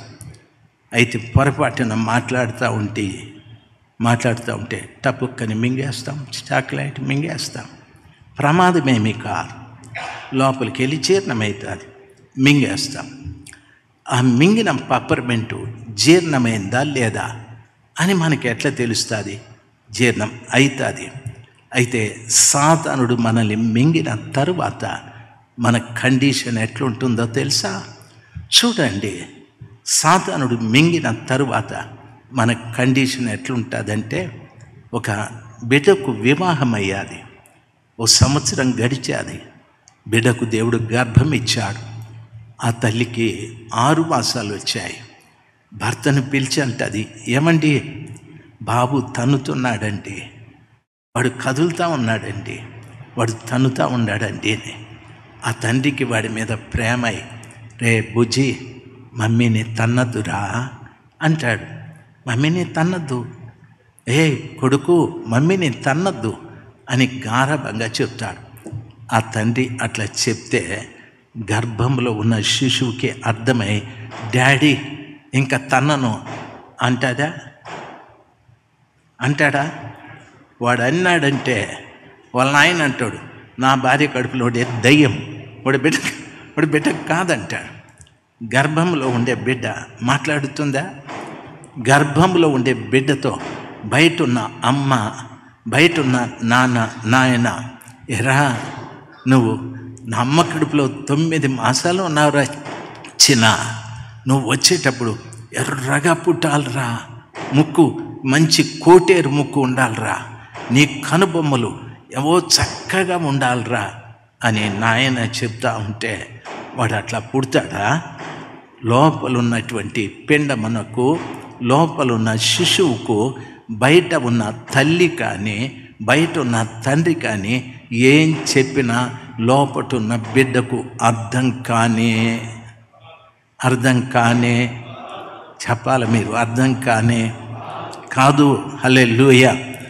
అదే రీతిగా సాతానుడు ఒక వ్యక్తిని మింగిన తరువాత యేసు ప్రభు వచ్చి చెప్పిన వానికి బుర్రకెక్కనే కదా. యేసు ప్రభులు వారు వచ్చి చెప్పిన వానికి ఎక్కదు బుర్రకి. పరిశుద్ధాత్మ దేవుడు చెప్పిన ఎక్కదు బుర్రకి. అమ్మ కడుపులో ఉన్న శిశువుకి ఎలాగా తండ్రి భాష తల్లి భాష అర్థం కాదో, అదే రీతిగా సాతానుడు మింగిన వ్యక్తి లోపటున్న వ్యక్తికి యేసు ప్రభు భాష పరిశుద్ధాత్మ ఘోష వానికి అర్థం కాదు.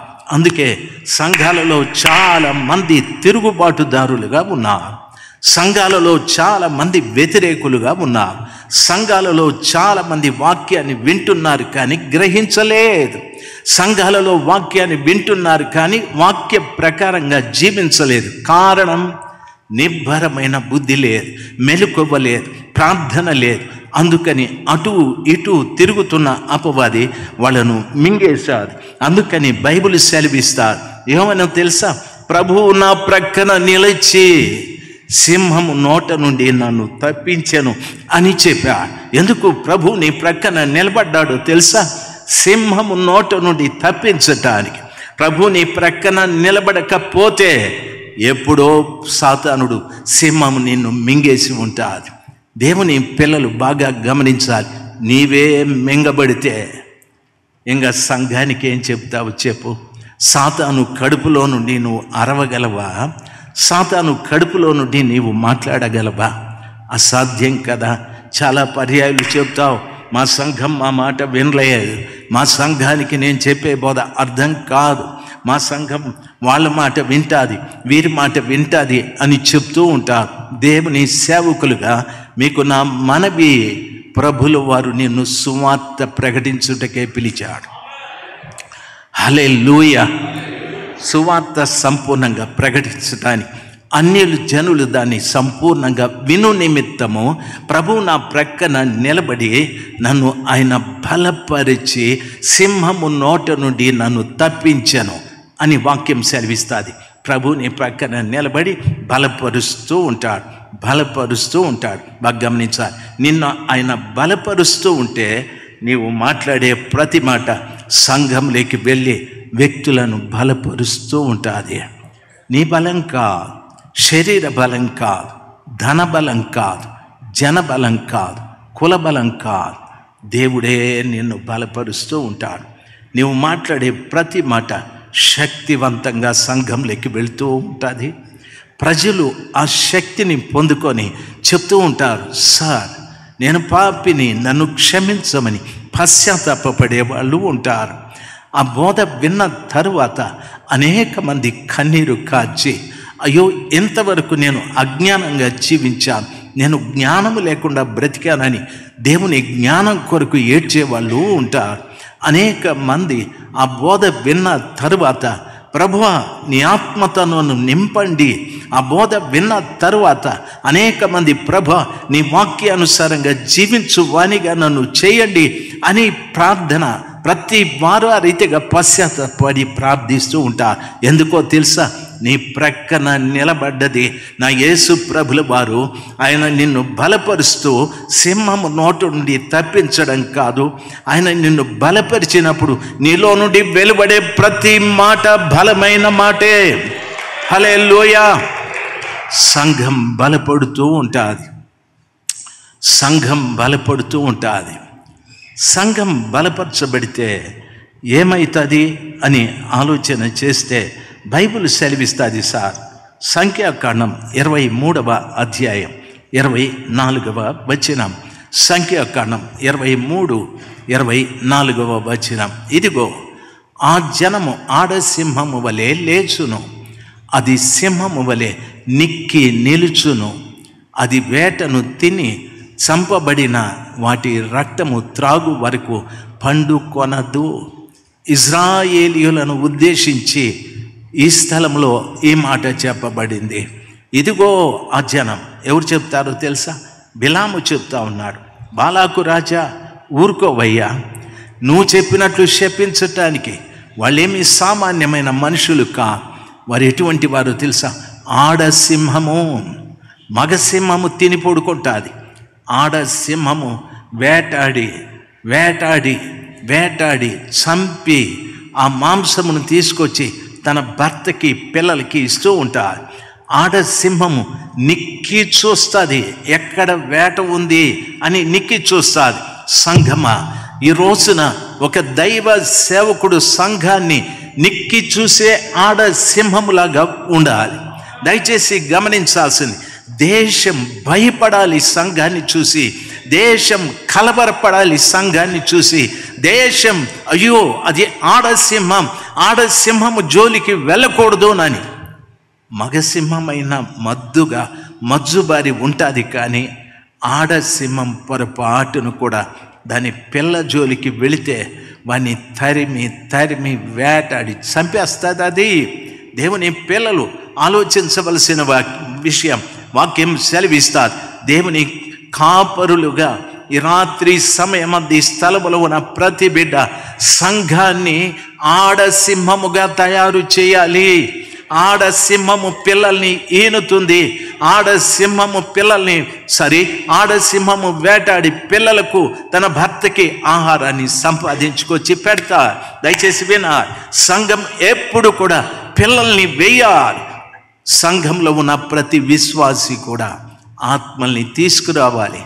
సంఘంలో ఉన్నటువంటి విశ్వాసులు అక్కడ మీకు ఆత్మీయంగా నడిపించే దైవ సేవకునికి ఆహారాన్ని తీసుకొచ్చి పెట్టాలి. బైబిల్ ఆ రీతిగా సెలవిస్తారు. ఆడసింహం నిక్కి చూసేటట్టుగా ఉండాలి, ఎక్కడ వేట ఉందో అని. దేవుని పిల్లలారా, దైవ సేవకులారా, దేవుని పిల్లలుగా మీకు నా మనవి, ఇక్కడ నుండి మీరు వెళ్ళే ముందు ఆలోచించవలసిన విషయం, ప్రభు నీ ప్రక్కన నిలబడి ఉండునట్లుగా మీరు ఇక్కడి నుండి వెళ్ళాలి. ప్రభు మీ ప్రక్కన నిలబడి ఉండునట్లుగా ఇక్కడి నుండి మీరు వెళ్ళాలి. సువార్త ఖచ్చితంగా చక్కని సువార్త చెప్పే బిడ్డలుగా వెళ్ళాలి.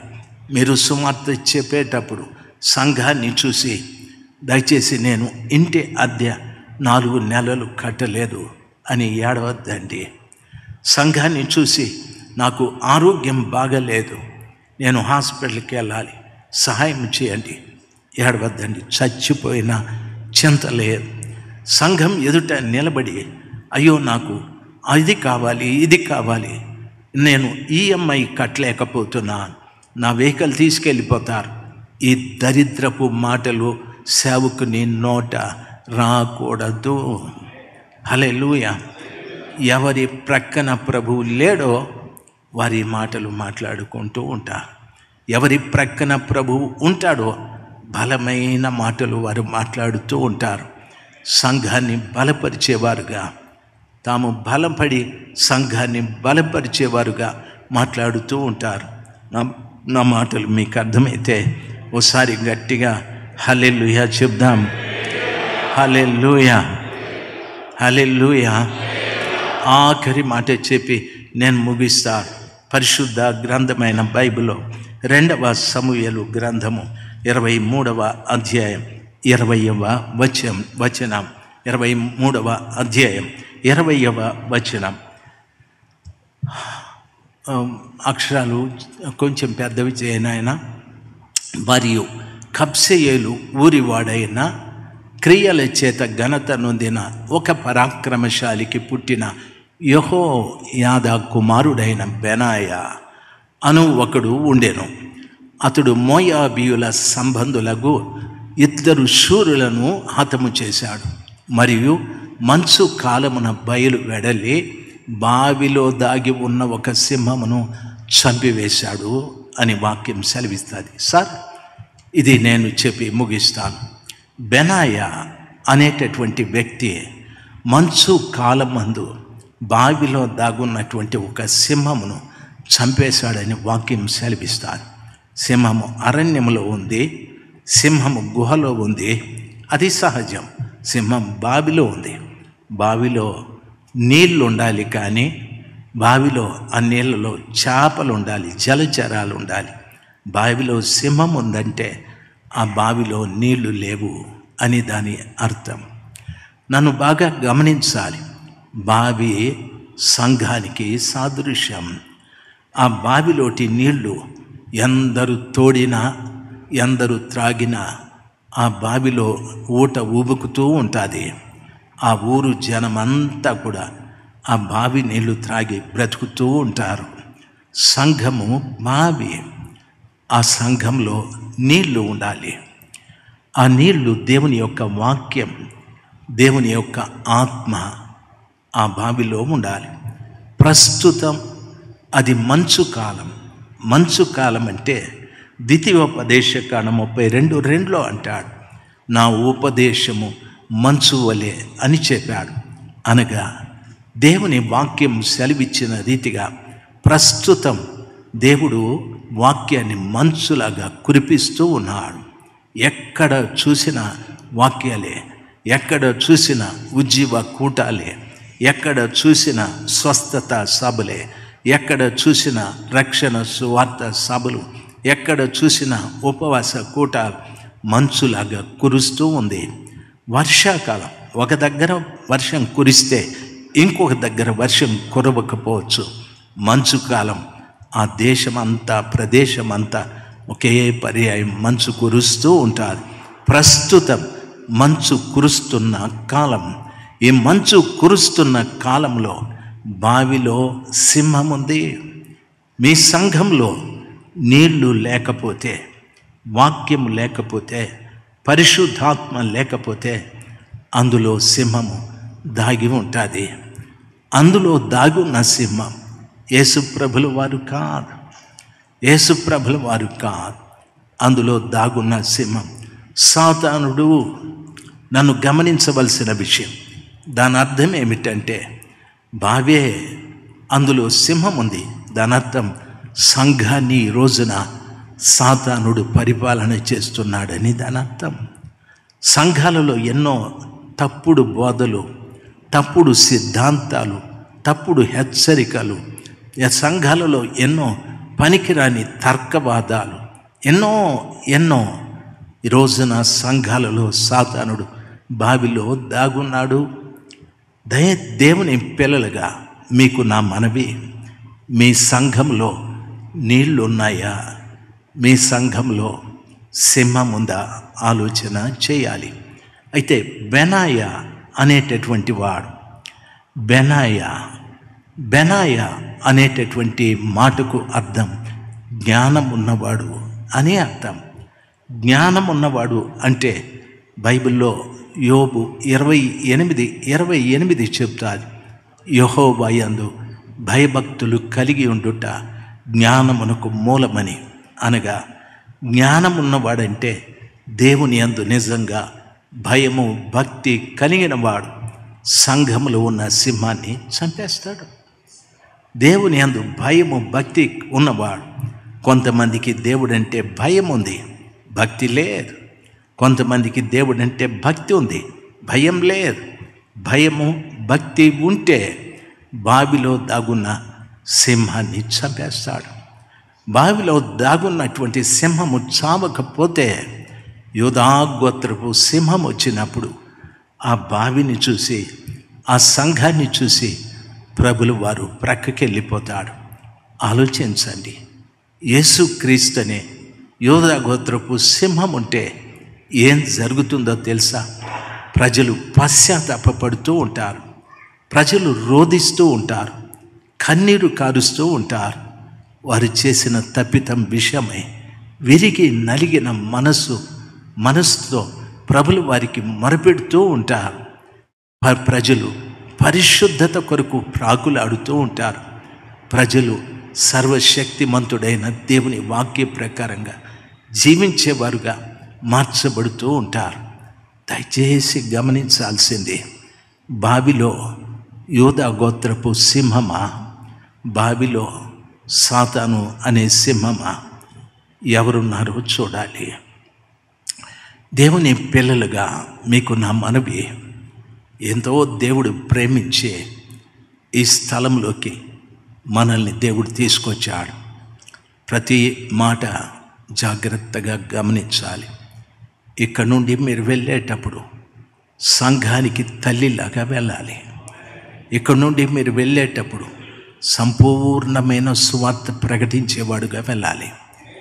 ఇక్కడ నుండి మీరు వెళ్ళేటప్పుడు మీ ప్రక్కన ప్రభువు నిలబడి నిన్ను బలపరిచేటట్టుగా ప్రభుని తీసుకొని వెళ్ళాలి. ప్రభు నిన్ను బలపరుస్తూ ఉంటే నీ ఆలోచనలు బలమైనవి, నీ తలంపులు బలమైనవి, నీ మాటలు బలమైనవి. సంఘంలో ప్రతి బలహీనుడు బలపరచబడుతూ ఉంటాడు. సంఘంలో ప్రతి వ్యక్తి బలపరచబడుతూ ఉంటాడు. దయచేసి గమనించవలసిన విషయం, ప్రభువు నీ ప్రక్కన నిలబడకపోతే సాతానుడు వచ్చి నీ ప్రక్కన నిలబడతాడు. నీవు చేస్తున్న పరిచర్యను అంతటినీ పాడు చేస్తాడు, పనికి రాకుండా చేస్తాడు. ప్రజలు ఒకవేళ ఆహా ఓహో అని అనొచ్చు, అయితే ప్రభు సంతోషించకపోవచ్చు.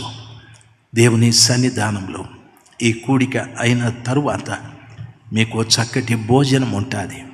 దయచేసి భుజించండి.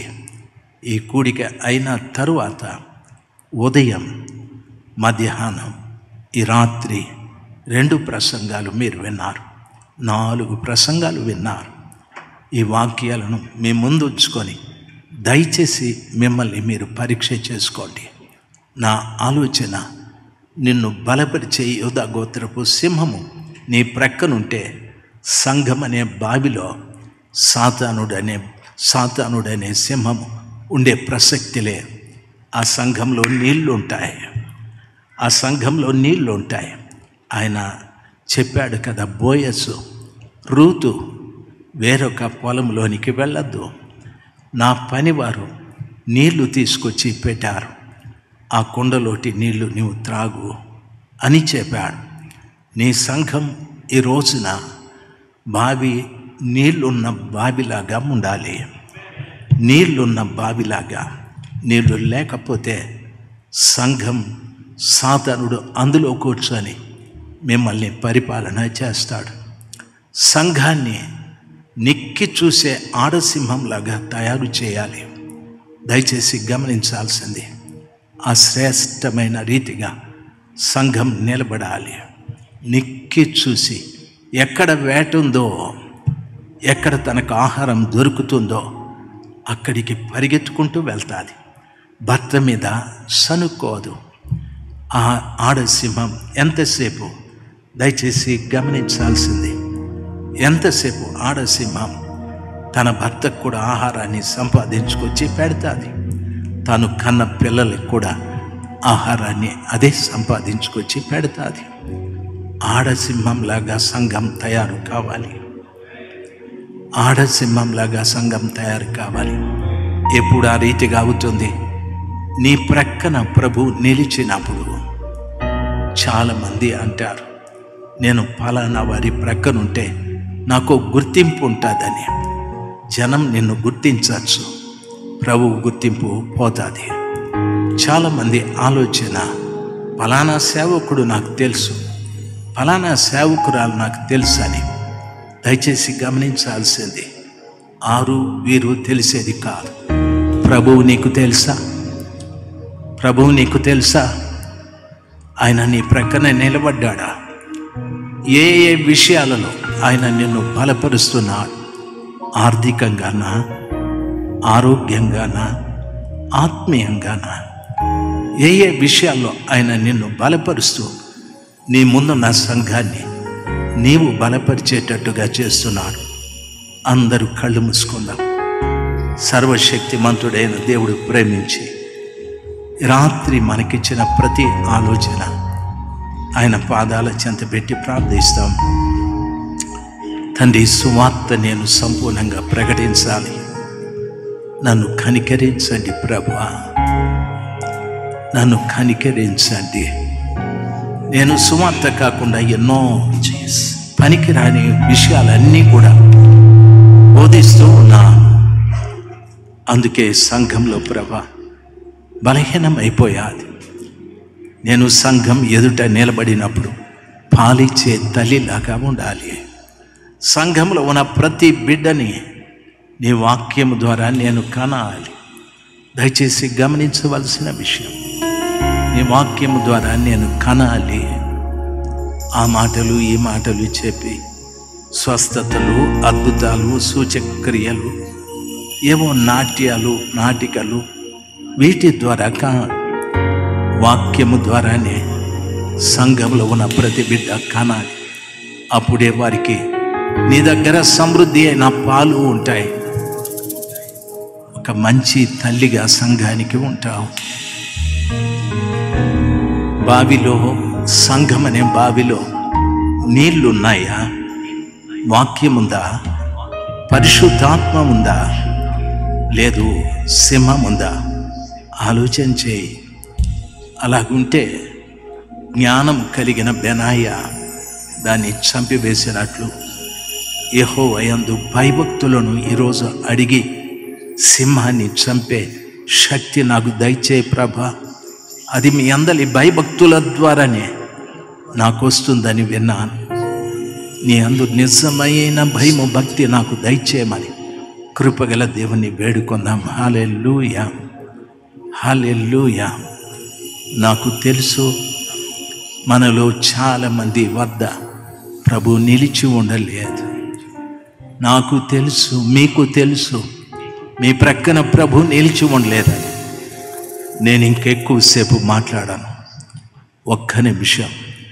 నా ప్రక్కన ప్రభు లేడు అనే ప్రతి బిడ్డ రాత్రి ఎందుకో ఆయన పాదాల చెంత పశ్చాత్తాపపడి, తండ్రి నా ప్రక్కన నిలబడండి, నేను సంపూర్ణమైన సువార్త ప్రకటించాలి, అన్యులు దానిని వినాలి, నన్ను బలపరిచి సింహము నోట నుండి నన్ను తప్పించండి, బావిలో ఉన్న సింహాన్ని చంపే భయభక్తులు నాకు దయచేయండి. ప్రభుల వారిని అడుగుదాం. దేవుడు మన పట్ల కార్యం జరిగించని, దేవుడు ప్రతి దైవ సేవకుని విషయంలో ప్రభు కార్యం జరిగించని, ప్రతి దైవ సేవకురాలి విషయంలో ప్రభు కార్యం జరిగించని నోరు తెరిచి అడుగుదాం. యేసయ్యా నా పట్ల కృప చూపెట్టయ్యా. జీసస్, హల్లెలూయా, హల్లెలూయా.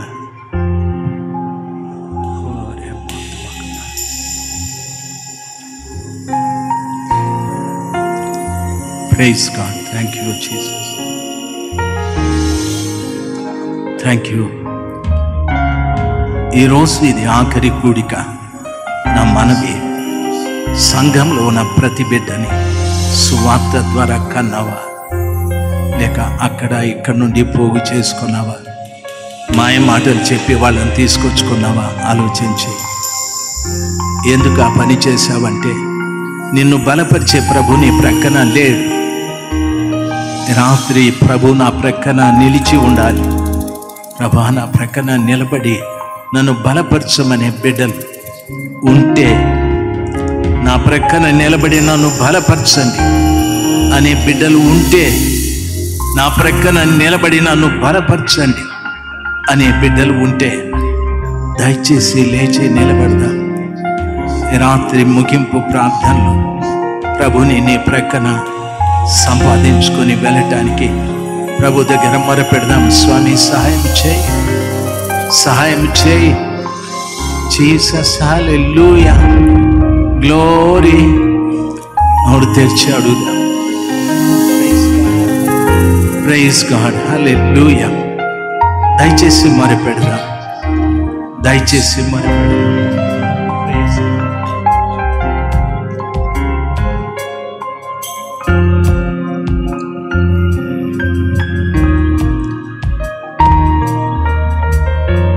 ప్రార్థన చేసుకుందాం.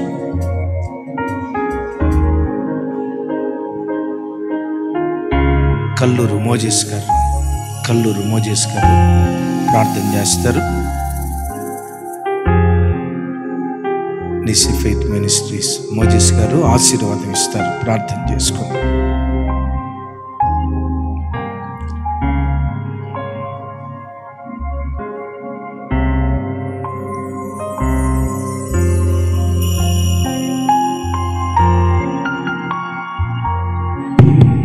ప్రార్థన చేసుకుందాం. పరిశుద్ధుడా, ప్రేమ కలిగిన మా నాయన, అయ్యా ఉదయం నుంచి నాయన మాతో మాట్లాడుతున్నారు ప్రభువా. అయ్యా తండ్రి గారితో నాయన ఉదయకాలం ముందు ప్రభువా అయ్యా ముద్దు ద్వారా చెక్క ద్వారా మాట్లాడారయ్యా. మాలో నాయన ఏమైతే ఉన్నాయో చెక్కబడాలన్నారయ్యా. దేవా నాయన, మా జీవితాల్లో ఎన్నో ముళ్ళు లాంటివి ఉన్నాయి ప్రభువా. అవన్నీ చెక్కబడితేనే కానీ నాయన మేము నిజ స్వరూపంలోకి వెళ్ళలేమయ్యా. అయ్యా నాయన, ఇక మాలో ఇంకా తెలియని చాలా ఉన్నాయి నాయన.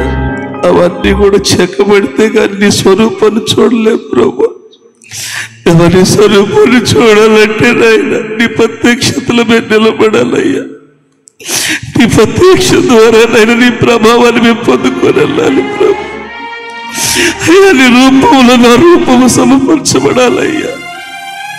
నాయన ఒక దైవచరుడుగా ప్రభు, ఇంత సంపన్నమై ప్రభు నాయన దైవావేశంతో మేము ఎలా ముందుకెళ్ళాలని ప్రభు నీ దాసుల ద్వారా తెలియపరచు.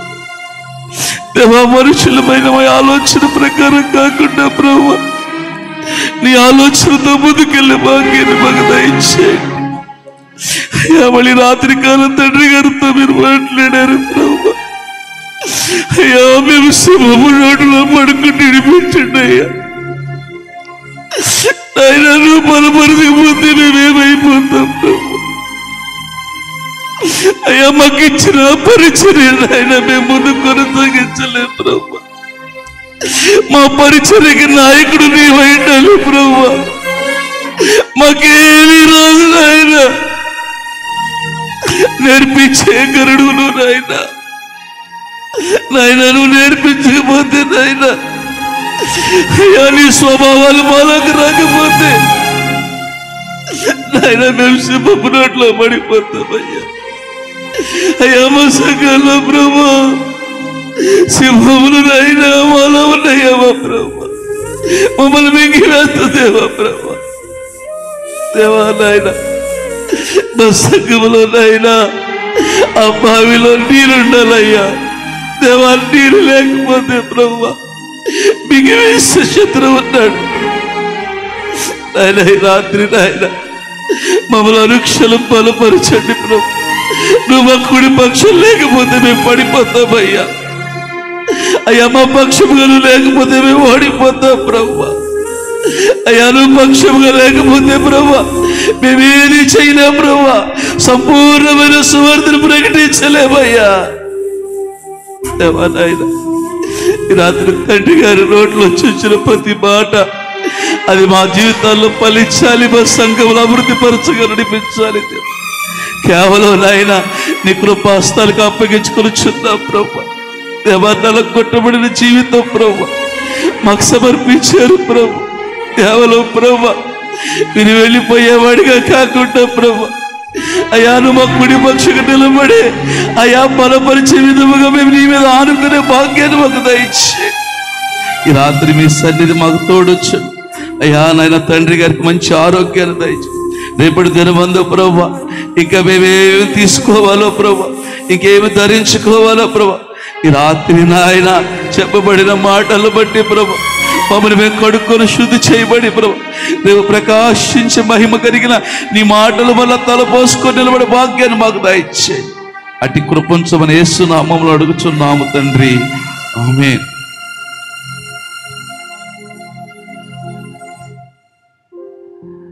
తండ్రి అయిన దేవుని ప్రేమయు ప్రభువైన యేసుక్రీస్తు కృపయు పరిశుద్ధాత్మ సహాస్యమును మనకును పరిశుద్ధులకును ముఖ్యంగా దేవుడు మన ప్రక్క నిలిచి మన సంఘములో సత్యమైన వాక్య పరిశుద్ధాత్మ పనిచేయుటకు కృప తోడే నడిపించునుగాక. ఆమేన్ ఆమేన్ ఆమేన్. ఇంతవరకు ఓపికతో విన్నందుకు మీకు అందరికీ కృతజ్ఞతలండి. ఇంతవరకు నా ఛానల్ సబ్స్క్రైబ్ చేసుకోకపోతే దయచేసి సబ్స్క్రైబ్ చేసుకోండి, లైక్ చేయండి, షేర్ చేయండి. ఇంకా లేటెస్ట్ వీడియోల కోసం బెల్ ఐకాన్ మీద క్లిక్ చేయండి.